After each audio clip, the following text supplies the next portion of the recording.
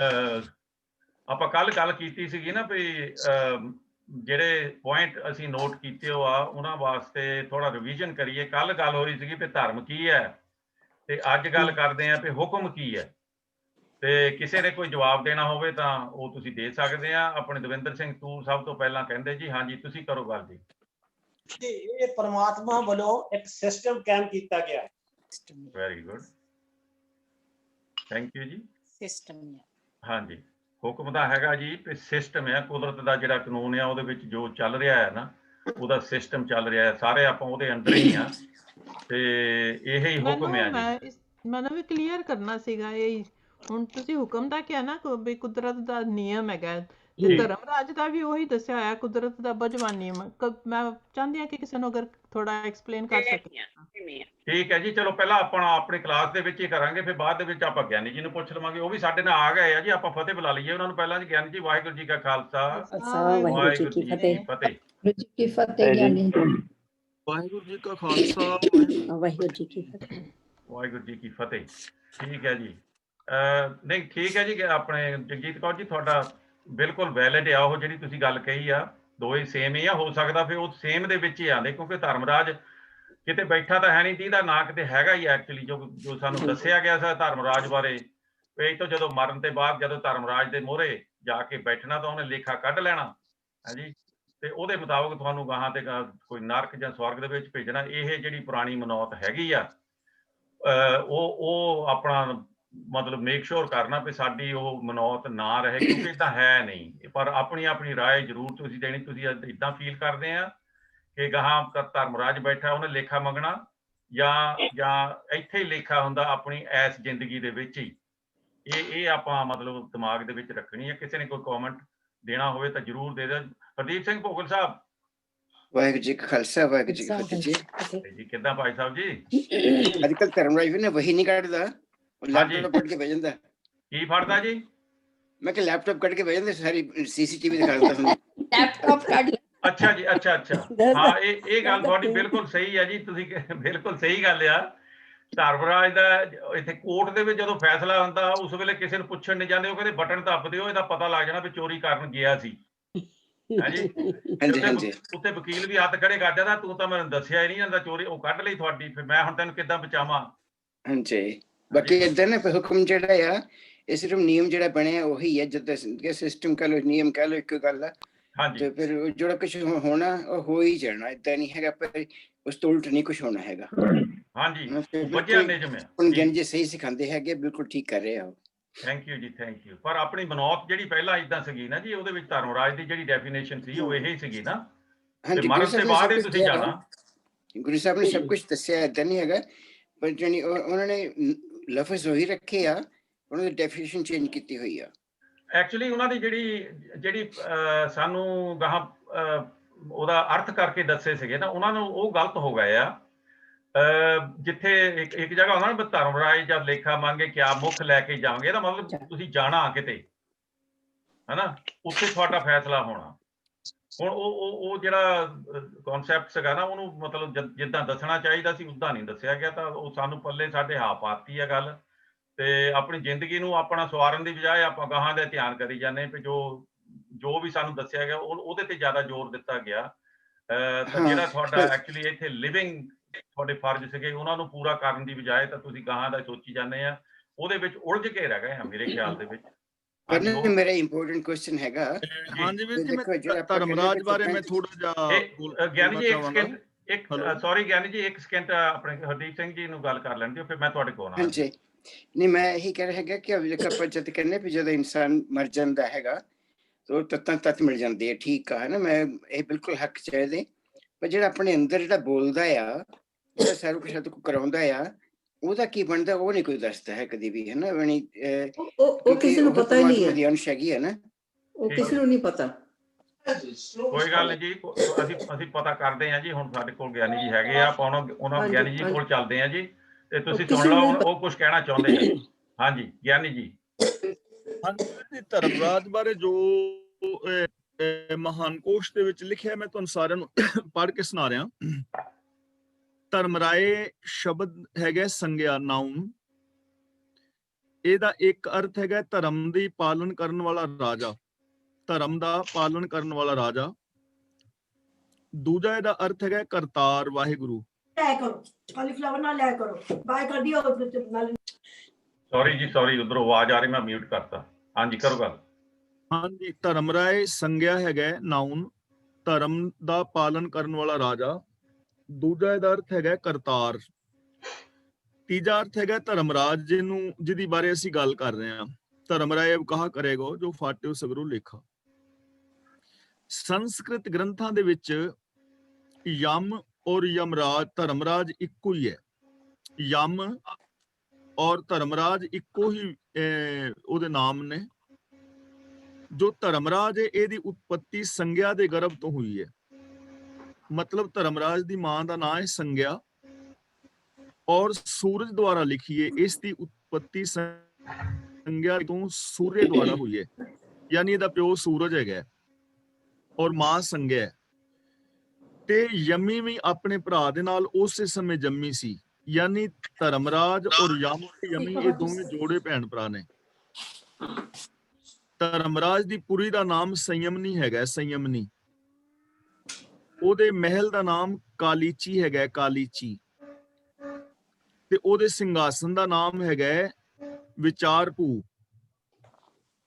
ਔਰ ਉਹਦੇ ਵੱਡੇ ਰਜਿਸਟਰ ਦਾ ਨਾਮ ਹੈਗਾ, ਜੋ ਚਿਤਰਗੁਪਤ ਦੇ ਸਪੁਰਦ ਹੈ, ਅਗਰਸੰਧਾਨੀ। ਅਗਰਸੰਧਾਨੀ ਇਹਨੂੰ ਗੁਰਮਤ ਨਹੀਂ ਮੰਨਦੀ, ਇਹ ਸੰਸਕ੍ਰਿਤ ਗ੍ਰੰਥਾਂ ਵਿੱਚ ਲਿਖਿਆ ਹੈ। ਦੁਬਾਰਾ ਫਿਰ ਸੁਣ ਲਓ, ਸੰਸਕ੍ਰਿਤ ਗ੍ਰੰਥਾਂ ਵਿੱਚ ਯਮ ਅਤੇ ਧਰਮਰਾਜ ਇੱਕੋ ਹੈ। ਇਸ ਦੀ ਉਤਪਤੀ ਸੰਗਿਆ ਦੇ ਗਰਭ ਤੋਂ ਸੂਰਜ ਦੁਆਰਾ ਲਿਖੀ ਹੈ।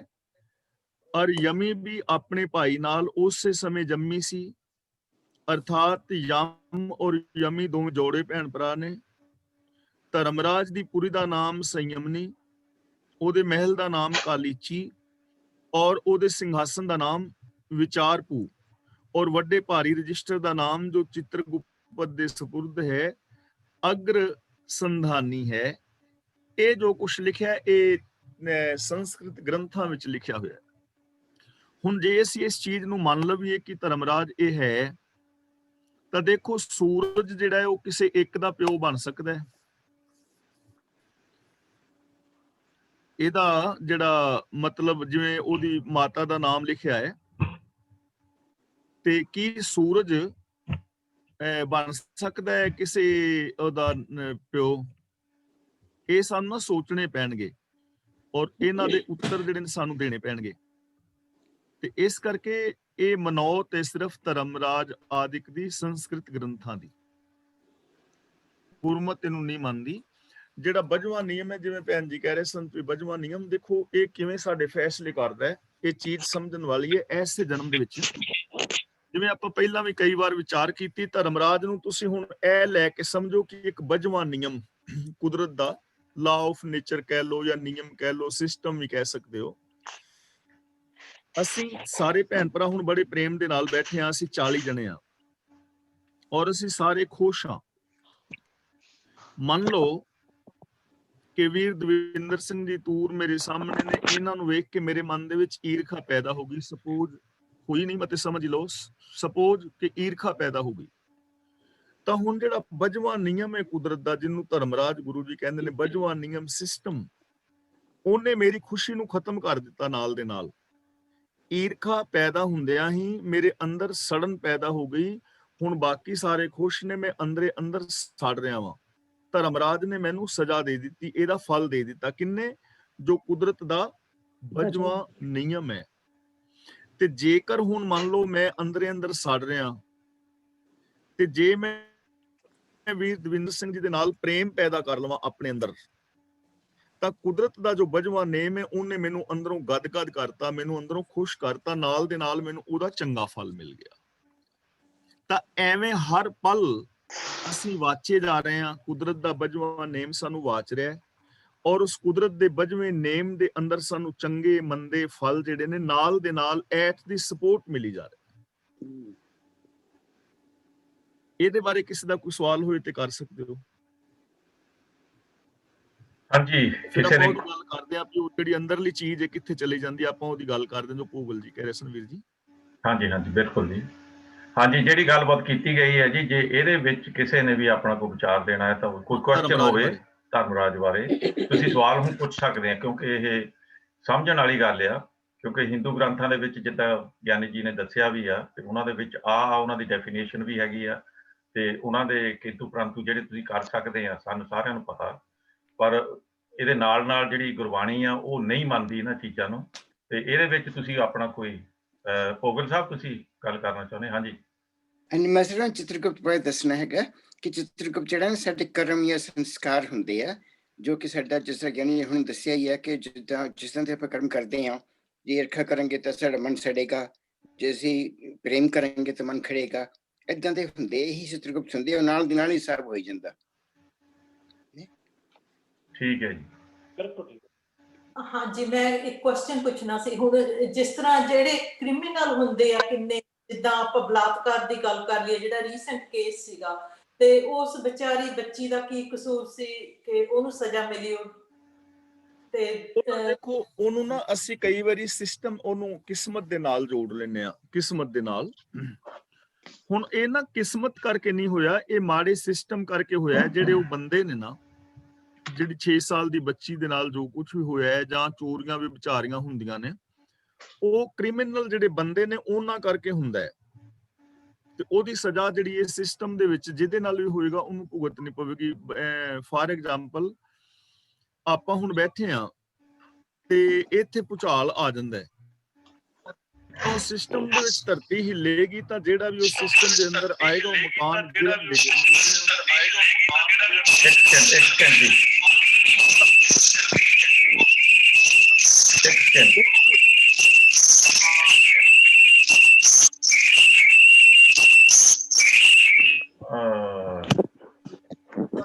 ਚਿੜੀਆਂ ਕਿੱਥੋਂ ਆ ਗਿਆ? ਚਿੜੀਆਂ ਨੇ ਜੀ ਤੁਹਾਡੇ ਕਿਸੇ ਦਾ ਸਿਸਟਮ ਖਰਾਬ ਹੈ।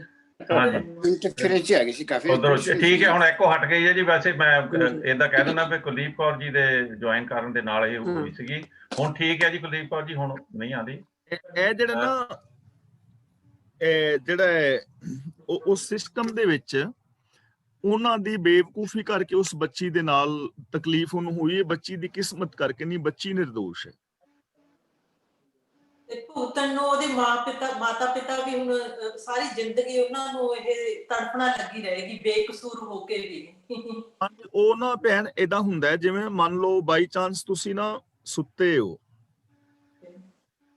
ਤੇ ਤੁਸੀਂ ਸੁੱਤੇ ਹੈਗੇ ਹੋ ਤੇ ਤੁਸੀਂ ਸੌਂ ਗਏ ਤੇ ਤੁਹਾਡੇ ਉੱਤੇ ਚੜ ਗਈਆਂ ਕੀੜੀਆਂ, ਕਿਤੇ ਕੋਈ ਮਿੱਠਾ ਹੱਥ ਤੇ ਲੱਗਾ ਰਹਿ ਗਿਆ, ਜਾਂ ਮੂੰਹ ਤੇ, ਜਾਂ ਕਿਤੇ, ਜਾਂ ਤੁਹਾਡੀ ਲੱਤ ਪੈਰ ਤੇ ਤੁਹਾਨੂੰ ਇੱਕ ਕੀੜੀ ਨੇ ਕੱਟਿਆ, ਦੰਦੀ ਵੱਡੀ, ਤੇ ਤੁਸੀਂ ਨਾਲ ਹੀ ਇੰਜ ਕਰਕੇ ਥੱਪੜ ਮਾਰਿਆ, ਤੇ ਉੱਥੇ 5-4 ਕੀੜੀਆਂ ਹੋਰ ਵੀ ਮਰ ਗਈਆਂ ਜਿਨ੍ਹਾਂ ਨੇ ਨਹੀਂ ਵੱਢਿਆ, ਤਾਂ ਉਹਨਾਂ ਦਾ ਕੀ ਕਸੂਰ ਹੈ? ਕਿਉਂਕਿ ਹੁਣ ਇਹ ਵੀ ਸਿਸਟਮ, ਜਿੱਥੇ ਥੱਪੜ ਵੱਜੇਗਾ ਉੱਥੇ ਦੂਜੀਆਂ ਵੀ ਨਾਲ ਮਰਨਗੀਆਂ ਨਾ। ਉਹ ਵਿਚਾਰੇ, ਹੁਣ ਜਿਹੜਾ ਸਾਡੇ ਭਾਵਨਾਵਾਂ ਜੁੜੀਆਂ ਨੇ, ਤਾਂ ਜਿਸ ਉਸ ਬੱਚੀ ਦੇ ਮਾਂ-ਬਾਪ ਨੇ, ਉਹ ਸਾਰੀ ਜ਼ਿੰਦਗੀ ਉਹਨਾਂ ਨੂੰ ਦੁੱਖ ਰਹੇਗਾ, ਔਰ ਕੱਲਾ ਉਹਨਾਂ ਬੱਚੀਆਂ ਨੂੰ ਨਹੀਂ, ਸਾਨੂੰ ਵੀ ਰਹੇਗਾ, ਸਾਡੀ ਵੀ ਉਹ ਬੱਚੀ ਸੀ, ਹਨਾ। ਇਹ ਸਾਡਾ ਸਾਰਾ ਆਪਣਾ ਆਪਾ, ਸਾਡਾ ਆਪਣਾ ਆਪਾ ਹੀ। ਅਸੀਂ ਸਾਰੇ ਇੱਕ ਵੱਡੇ ਪਰਿਵਾਰ ਦੇ ਮੈਂਬਰ ਆ, ਏਕ ਪਿਤਾ ਏਕਸ ਕੇ ਹਮ ਬਾਰਿਕ। ਉਹਦਾ ਦੁੱਖ ਸਾਨੂੰ ਵੀ ਰਹੇਗਾ। ਇਹੋ ਜਿਹੇ ਦੁੱਖ ਨਾ ਵਾਪਰਨ, ਇਹੋ ਜਿਹੇ ਦੁਖਾਂਤ ਨਾ ਵਾਪਰਨ, ਉਹਦੇ ਵਾਸਤੇ ਹੀ ਅਸੀਂ ਕਲਾਸ ਵਿੱਚ ਆ, ਜਾਂ ਗੁਰੂ ਜੀ ਸਾਨੂੰ ਬਾਣੀ ਰਾਹੀਂ ਸਮਝਾ ਰਹੇ ਨੇ ਵੀ ਇਹੋ ਜਿਹੇ ਕੰਮ ਨਾ ਕਰੋ ਵੀ ਜਿਹਦੇ ਨਾਲ ਕਿਸੇ ਦਾ ਦੁੱਖ ਹੋਵੇ। ਇਹ ਚੀਜ਼ ਪਾਪ ਹੈ, ਕਿਸੇ ਨੂੰ ਦੁੱਖ ਦੇਣਾ ਹੀ ਪਾਪ ਹੈ। ਤਾਂ ਇੱਥੇ ਸਾਰੇ ਸਮਾਜ ਨੂੰ ਸੁਧਾਰਨ ਦੀ ਗੱਲ ਕੀਤੀ ਜਾ ਰਹੀ ਹੈ, ਕਿਉਂਕਿ ਇਹ ਨਾ ਸਿਸਟਮ ਹੈ ਮੇਰੀ ਭੈਣ। ਮੰਨ ਲਓ ਅਸੀਂ ਟ੍ਰੈਫਿਕ ਵਿੱਚ ਜਾ ਰਹੇ ਹਾਂ, ਸਾਰੇ ਟ੍ਰੈਫਿਕ ਵਾਲੇ ਠੀਕ ਜਾ ਰਹੇ ਨੇ, ਪਰ ਇੱਕ ਬੰਦੇ ਦਾ ਟਾਇਰ ਪਾਟ ਜਾਂਦਾ ਹੈ ਤੇ ਉਹ ਟਰੱਕ ਇਧਰ ਨੂੰ ਆ ਜਾਂਦਾ, ਉਹਦੇ ਵਿੱਚ ਹੁਣ 8-10 ਚੀਜ਼ਾਂ ਹੋਰ ਵੱਜ ਗਈਆਂ, ਤੇ ਉਹਦੇ ਵਿੱਚ ਕਈ ਸਾਰੇ 1-2 ਬੰਦਾ ਹੋਰ ਵੀ ਮਰ ਗਏ। ਤਾਂ ਅਸੀਂ ਕਹਾਂਗੇ ਵੀ ਉਹਨਾਂ ਦਾ ਕੀ ਦੋਸ਼ ਹੈ? ਦੋਸ਼ ਉਹਨਾਂ ਦਾ ਕੋਈ ਨਹੀਂ, ਪਰ ਉਹ ਸਿਸਟਮ ਕਰਕੇ ਮਰੇ ਨੇ। ਕਿਉਂਕਿ ਸਿਸਟਮ ਤੁਸੀਂ ਤੋੜੋ ਜਾਂ ਮੈਂ ਤੋੜਾਂ, ਜਦੋਂ ਸਿਸਟਮ ਟੁੱਟੇਗਾ ਤੇ ਜਿਹੜੇ ਵੀ ਉਹ ਟੁੱਟੇ ਹੋਏ ਸਿਸਟਮ ਦੇ ਦਾਇਰੇ ਵਿੱਚ ਆਣਗੇ, ਉਹਨਾਂ ਨੂੰ ਨੁਕਸਾਨ ਹੋਏਗਾ ਹੀ ਹੋਏਗਾ।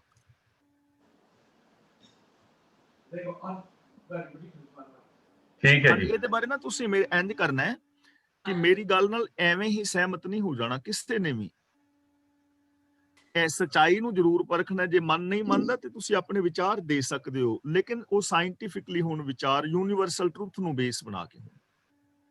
ਬਿਲਕੁਲ ਬਿਲਕੁਲ। ਹਾਂ, ਸਹਿਮਤ ਨਹੀਂ ਹੋਣਾ ਐਵੇਂ, ਕਿਉਂਕਿ ਜੇ ਤੁਸੀਂ ਸਹਿਮਤ ਹੋ ਗਏ, ਜੇ ਤਾਂ ਵਿਚਾਰ ਠੀਕ ਲੱਗਦੇ ਨੇ ਸਚਾਈ ਦੇ ਉੱਤੇ, ਤਾਂ ਫਿਰ ਤਾਂ ਸਹਿਮਤ ਹੋਣਾ ਠੀਕ ਹੈ। ਪਰ ਜੇ ਵਿਚਾਰ ਠੀਕ ਨਹੀਂ ਲੱਗਦੇ, ਤੁਹਾਡੇ ਕੋਲ ਜੇ ਚੰਗੇ ਇਸ ਤੋਂ ਉਤਲੇ ਵਿਚਾਰ ਹੈ ਨੇ, ਤਾਂ ਤੁਸੀਂ ਜ਼ਰੂਰ ਦੇਣੇ ਨੇ, ਜਿਸ ਕਰਕੇ ਮੇਰਾ ਵੀ ਵਿਕਾਸ ਹੋ ਸਕੇ ਔਰ ਸਾਰਿਆਂ ਦੀ ਸਾਡੀ ਇਕਸੁਰਤਾ ਹੋ ਜਾਵੇ। ਬਿਲਕੁਲ ਜੀ ਬਿਲਕੁਲ। ਅਸੀਂ ਇਹ ਇਨਕਰੇਜ ਕਰਦੇ ਹਾਂ ਸਾਰਿਆਂ ਨੂੰ ਕਿ ਇੱਕ ਪਾਸੇ ਵਿਚਾਰ ਕੋਈ ਵੀ ਦੇ ਰਿਹਾ ਉਹਦੇ ਬਾਰੇ ਡਿਸਕਸ਼ਨ ਹੋਊਗੀ ਤੇ ਉਹਦੇ ਵਿੱਚੋਂ ਜੋ ਚੰਗਾ ਨਿਕਲੂਗਾ ਸਾਰਿਆਂ ਵਾਸਤੇ ਉਹ ਆਪਾਂ ਅਪਣਾਉਣ ਦੀ ਕੋਸ਼ਿਸ਼ ਕਰਾਂਗੇ। ਵਿਚਾਰ ਇਹ ਸਾਰਿਆਂ ਦੇ ਵੱਖਰੇ ਵੱਖਰੇ ਹੋਣਾ ਕੋਈ ਐਡੀ ਇਹ ਕੋਈ ਗਲਤੀ ਨਹੀਂ ਹੈਗੀ, ਇਹ ਨੈਚੁਰਲ ਆ, ਕਿਉਂਕਿ ਅਸੀਂ ਡਿਫਰੈਂਟ ਜਗ੍ਹਾ ਤੇ ਮਤਲਬ ਰਹਿੰਦੇ ਆ ਔਰ ਵਿਚਾਰਧਾਰਾ ਸਾਡੀ ਵੱਖਰੀ ਆ। ਗਗਨਦੀਪ ਸਿੰਘ ਜੀ, ਤੁਸੀਂ ਹੱਥ ਖੜਾ ਕੀਤਾ ਸੀਗਾ, ਤੁਸੀਂ ਕੋਈ ਗੱਲ? ਹਾਂਜੀ, ਜਿਵੇਂ ਭਾਈ ਸਾਹਿਬ ਕਹਿ ਰਹੇ ਆ ਨਾ ਵੀ ਤੁਸੀਂ ਆਪ ਪਰਖੋ, ਭਾਈ ਸਾਹਿਬ ਬਿਲਕੁਲ ਠੀਕ ਕਹਿ ਰਹੇ ਆ। ਤੁਹਾਨੂੰ ਤਰੁੱਥ ਤੇ ਤੁਹਾਨੂੰ ਚੱਲਣਾ ਚਾਹੀਦਾ, ਜੋ ਤੁਹਾਨੂੰ ਸਾਇੰਸ ਦੇ ਆਧਾਰ ਤੇ, ਜਿਵੇਂ ਵੀ ਭਾਈ ਸਾਹਿਬ ਕਹਿ ਰਹੇ ਆ। ਤੇ ਇੱਕ ਮੈਂ ਵੀਡੀਓ ਸੁਣਦਾ ਪਿਆ ਸੀ ਅੱਜ, ਕਹਿੰਦੇ ਵੀ ਕੁਛ ਪੰਕਤੀ ਦਾ ਹਵਾਲਾ ਦੇ ਕੇ ਉਹ ਲੱਗੇ ਕਹਿਣ, ਤੇ ਉਹ ਕਹਿ ਰਹੇ ਸੀ ਵੀ ਮਛਲੀ ਜੇ ਉਹਦਾ ਹੁਕਮ ਹੋਵੇ ਤਾਂ ਪੱਤੇ ਤੇ ਆ ਕੇ ਵੀ ਉਹ ਆਂਡੇ ਦੇ ਸਕਦੀ ਹੈ, ਕੁਛ ਏਦਾਂ ਲੱਗੇ ਹੀ ਕਹਿਣ। ਤਾਂ ਉਹਦੇ ਬਾਰੇ ਮੈਂ, ਜੇ ਉਹਨੇ ਕੀ ਕਹਿੰਦੇ ਆ, ਕਹਿੰਦੇ ਪਰਮਾਤਮਾ ਚਾਹਵੇ ਤਾਂ ਪੱਤੇ ਤੇ ਆ ਕੇ ਵੀ ਉਹ ਜਿਵੇਂ ਉਹਦੇ ਆਂਡੇ ਹੁੰਦੇ ਆ ਉਹ ਦੇ ਸਕਦੀ ਆ। ਬੇਟੇ ਉਹ ਠੀਕ ਹੈ, ਬਿਲਕੁਲ ਆਂਡੇ ਨਾ ਦੇ ਸਕਦੀ ਔਰ ਦਿੰਦੀ ਵੀ ਹੈ। ਲੇਕਿਨ ਉਹ ਸਿਸਟਮ ਦੇ ਵਿੱਚ ਹੈ, ਉਹ ਨਾ ਸਿਸਟਮ ਵਿੱਚ ਹੈ। ਹੁਕਮ ਦਾ ਮਤਲਬ ਸਿਸਟਮ, ਲੇਕਿਨ ਸਾਰੀਆਂ ਮੱਛੀਆਂ ਨਹੀਂ ਦੇ ਸਕਦੀਆਂ, ਸਾਰੀਆਂ ਨਹੀਂ ਦੇ ਸਕਦੀਆਂ। ਉਹ ਜਿਹਦੇ ਵਾਸਤੇ ਉਹ ਸਿਸਟਮ ਹੈ ਉਹ ਉਹਦੇ ਵਾਸਤੇ ਹੀ ਹੈ। ਜੇ ਤੁਸੀਂ ਕਹੋ ਸਾਰੀਆਂ ਮੱਛੀਆਂ, ਸਿਸਟਮ ਹੈ ਨਾ, ਜਦੋਂ ਤੁਸੀਂ ਸਿਸਟਮ ਨੂੰ ਲੈ ਕੇ ਸਮਝੋਗੇ ਨਾ ਗੱਲ, ਤਾਂ ਬਿਲਕੁਲ ਕਲੀਅਰ ਹੁੰਦੀ ਜਾਏਗੀ। ਹੁਕਮ ਦਾ ਮਤਲਬ ਹੈਗਾ ਸਿਸਟਮ। ਦੇਖੋ ਹੁਣ ਇੱਕ ਮੱਛੀ ਉੱਤੇ ਆਂਡਾ ਦੇ ਰਹੀ ਹੈ ਪੱਤੇ ਤੇ, ਉਹਨੇ ਛਲਾਂਗ ਲਗਾਈ, ਪੱਤੇ ਤੇ ਦੇਤਾ, ਉਹਦਾ ਬਣਤਰ, ਉਹਦਾ ਅੰਦਰਲਾ ਸਾਰਾ ਸਿਸਟਮ ਹੀ ਉਵੇਂ ਦਾ ਹੈ। ਲੇਕਿਨ ਜੇ ਅਸੀਂ ਇਹ ਨੇਮ ਸਾਰੀਆਂ ਮੱਛੀਆਂ ਤੇ ਲਾਗੂ ਕਰਾਂਗੇ, ਸਾਰੀਆਂ ਤੇ ਨਹੀਂ ਹੋਣਾ, ਹੈ ਨਾ। ਹਾਂ, ਇਸ ਕਰਕੇ ਨਾ ਸਿਸਟਮ ਸ਼ਬਦ ਨੂੰ ਲੈ ਕੇ ਜਦੋਂ ਅਸੀਂ ਸਮਝਾਂਗੇ ਨਾ ਸਮੁੱਚਤਾ ਨੂੰ, ਫਿਰ ਸਾਡੀ ਸਮਝ ਚ ਆ ਜਾਏਗਾ। ਦੇਖੋ ਜਿਵੇਂ ਆਪਾਂ ਧਰਮਰਾਜ ਦੀ ਗੱਲ ਕਰ ਰਹੇ ਹਾਂ, ਭਈ ਧਰਮਰਾਜ ਜਿਹੜਾ ਹੈ ਉਹ ਇਹਨਾਂ ਦੀ ਉਤਪਤੀ ਸੰਗਿਆ ਦੇ ਨਾਮ ਤੋਂ ਹੋਈ। ਸੰਗਿਆ ਕਿਸੇ ਬੀਬੀ ਦਾ ਨਾਮ ਹੈ, ਜਨਾਨੀ ਦਾ, ਤੇ ਉਹਦੇ ਪਿਓ ਦਾ ਨਾਮ ਸੂਰਜ ਹੈ। ਬਾਣੀ ਵਿੱਚ ਵੀ ਹੁੰਦਾ ਨਾ, ਰਵ ਕੇ ਸੁਤ ਕੋ ਤਿਨ ਤਰਾਸ ਕਹਾਂ ਜੋ ਚਰਨ ਗੁਰੂ ਚਿਤ ਲਾਵਤ ਹੈ, ਸੂਰਜ ਦਾ ਪੁੱਤਰ। ਹੁਣ ਦੇਖੋ ਯੂਨੀਵਰਸਲ ਟਰੂਥ ਨੂੰ ਬੇਸ ਬਣਾ ਕੇ ਤੁਸੀਂ ਇਹ ਸੋਚੋ ਵੀ ਕੀ ਸੂਰਜ ਕਿਸੇ ਔਰਤ ਦੇ ਨਾਲ ਫਿਜ਼ੀਕਲੀ ਰਿਲੇਸ਼ਨ ਬਣਾ ਸਕਦਾ ਹੈ? ਜੇ ਸੂਰਜ 10, 20, 50 ਕਿਲੋਮੀਟਰ ਧਰਤੀ ਦੇ ਨੇੜੇ ਹੋ ਜਾਏ ਤੇ ਸੜ ਕੇ ਸਾਰੀ ਨੇ ਸਵਾਹ ਹੋ ਜਾਣਾ। ਇਸ ਲਈ ਇਹ ਮਨੌਤਾਂ ਨੇ। ਜਦੋਂ ਤੁਸੀਂ ਨਾ ਇੱਕ ਜੇ ਧਰਮ ਨੂੰ ਸਮਝਣਾ ਹੋਵੇ ਨਾ, ਆਪਣਾ ਗਗਨਦੀਪ ਬੇਟੇ, ਮੈਂ ਤੁਹਾਨੂੰ ਇੱਕ ਕਰਾਂਗਾ ਬੇਨਤੀ, ਜੇ ਤੁਸੀਂ ਨਾ ਥੋੜਾ ਜਿਹਾ ਟੈਬੂਜ ਇਜ਼ਮ ਔਰ ਟੋਟਮ ਇਜ਼ਮ ਨੂੰ ਪੜੋ ਜ਼ਰੂਰ, ਸਾਰੇ ਵੀਰ, ਬਾਕੀ ਵੀ ਟੈਬੂਜ ਇਜ਼ਮ ਔਰ ਟੋਟਮ ਇਜ਼ਮ। ਜਦੋਂ ਇਹਨਾਂ ਨੂੰ ਪੜੋਗੇ ਫਿਰ ਤੁਹਾਨੂੰ ਸਾਰੀ ਸਮਝ ਆਉਂਦੀ ਚਲੀ ਜਾਏਗੀ ਕਿ ਇਹ ਚੀਜ਼ਾਂ ਆਈਆਂ ਕਿੱਥੋਂ ਨੇ, ਇਹਨਾਂ ਦਾ ਬੈਕਗਰਾਉਂਡ ਕੀ ਹੈ। ਕਿਉਂਕਿ ਸਾਡੇ ਬਹੁਤੇ ਵੀਰਾਂ ਨੇ ਟੋਟਮ ਇਜ਼ਮ ਔਰ ਟੈਬੂਜ ਇਜ਼ਮ ਨੂੰ ਨਹੀਂ ਪੜਿਆ, ਤੇ ਉਹ ਇਸ ਕਰਕੇ ਫਿਰ ਥੋੜਾ ਜਿਹਾ ਸਮਝਣ ਤੋਂ, ਇਸ ਲਈ ਇਹਨਾਂ ਦੀ ਜੜ ਟੈਬੂਜ ਇਜ਼ਮ ਔਰ ਟੋਟਮ ਇਜ਼ਮ ਵਿੱਚ ਹੈ। ਤੇ ਜਿਹੜੀ ਅੱਜ ਦੀ ਸਾਡੀ ਭਗਤੀ ਬੰਦਗੀ ਹੈ, ਜਿਹਨੂੰ ਅੱਜ ਅਸੀਂ ਸਿਮਰਨ ਜਾਂ ਜੋ ਕੁਛ ਕਹਿ ਰਹੇ ਹਾਂ, ਇਹਦੀ ਸਾਰੇ ਦੀ ਜੜ ਜਿਹੜੀ ਤੰਤਰ ਸ਼ਾਸਤਰ ਦੇ ਵਿੱਚ ਹੈਗੀ, ਉੱਥੋਂ ਆ ਰਹੀ ਹੈ। ਤੇ ਇਹ ਨਾ ਧਰਮ ਦਾ ਵਿਕਾਸ ਹੋਇਆ ਹੈ। ਗੁਰੂ ਨਾਨਕ ਦੇਵ ਜੀ ਇਹ ਸਾਰੇ ਰਹਿਬਰੀ ਪੁਰਸ਼ਾਂ ਤੋਂ ਲਾਸਟ ਵਿੱਚ ਆ ਰਹੇ ਨੇ, ਤੇ ਉਹ ਬਿਲਕੁਲ ਇੱਕ ਨਵੀਂ ਵਿਚਾਰਧਾਰਾ ਦੇ ਰਹੇ ਨੇ। ਔਰ ਇਹ ਗੱਲ ਧਿਆਨ ਵਿੱਚ ਰੱਖਣ ਦੀ, ਪੰਡਿਤ ਮੁੱਲਾ ਜੋ ਲਿਖ ਲਿਆ, ਛਾੜ ਚਲੇ ਹਮ ਕਿਛੁ ਨਾ ਲਿਆ। 9 ਚੀਜ਼ਾਂ ਛੱਡਣੀਆਂ ਪੈਣਗੀਆਂ। ਦੇਖੋ, ਖਟ ਦਰਸ਼ਨ ਵਰਤੈ ਵਰਤਾਰਾ, ਗੁਰ ਕਾ ਦਰਸ਼ਨ ਅਪਰਪਾਰਾ। 6 ਦਰਸ਼ਨ ਜਿਹੜੇ ਨੇ, ਸ਼ਾਂਖ ਸ਼ਾਸਤਰ ਹੈਗਾ, ਮੀਮਾਂਸਾ ਹੈਗਾ, ਵਿਸ਼ੇਸ਼ਕ ਹੈਗਾ, 6 ਤੇ ਇਹਨਾਂ ਨੂੰ ਛੱਡ ਦੋ, ਕਿਉਂਕਿ ਗੁਰੂ ਜੀ ਦਾ ਦਰਸ਼ਨ ਅਪਰਪਾਰ ਹੈ।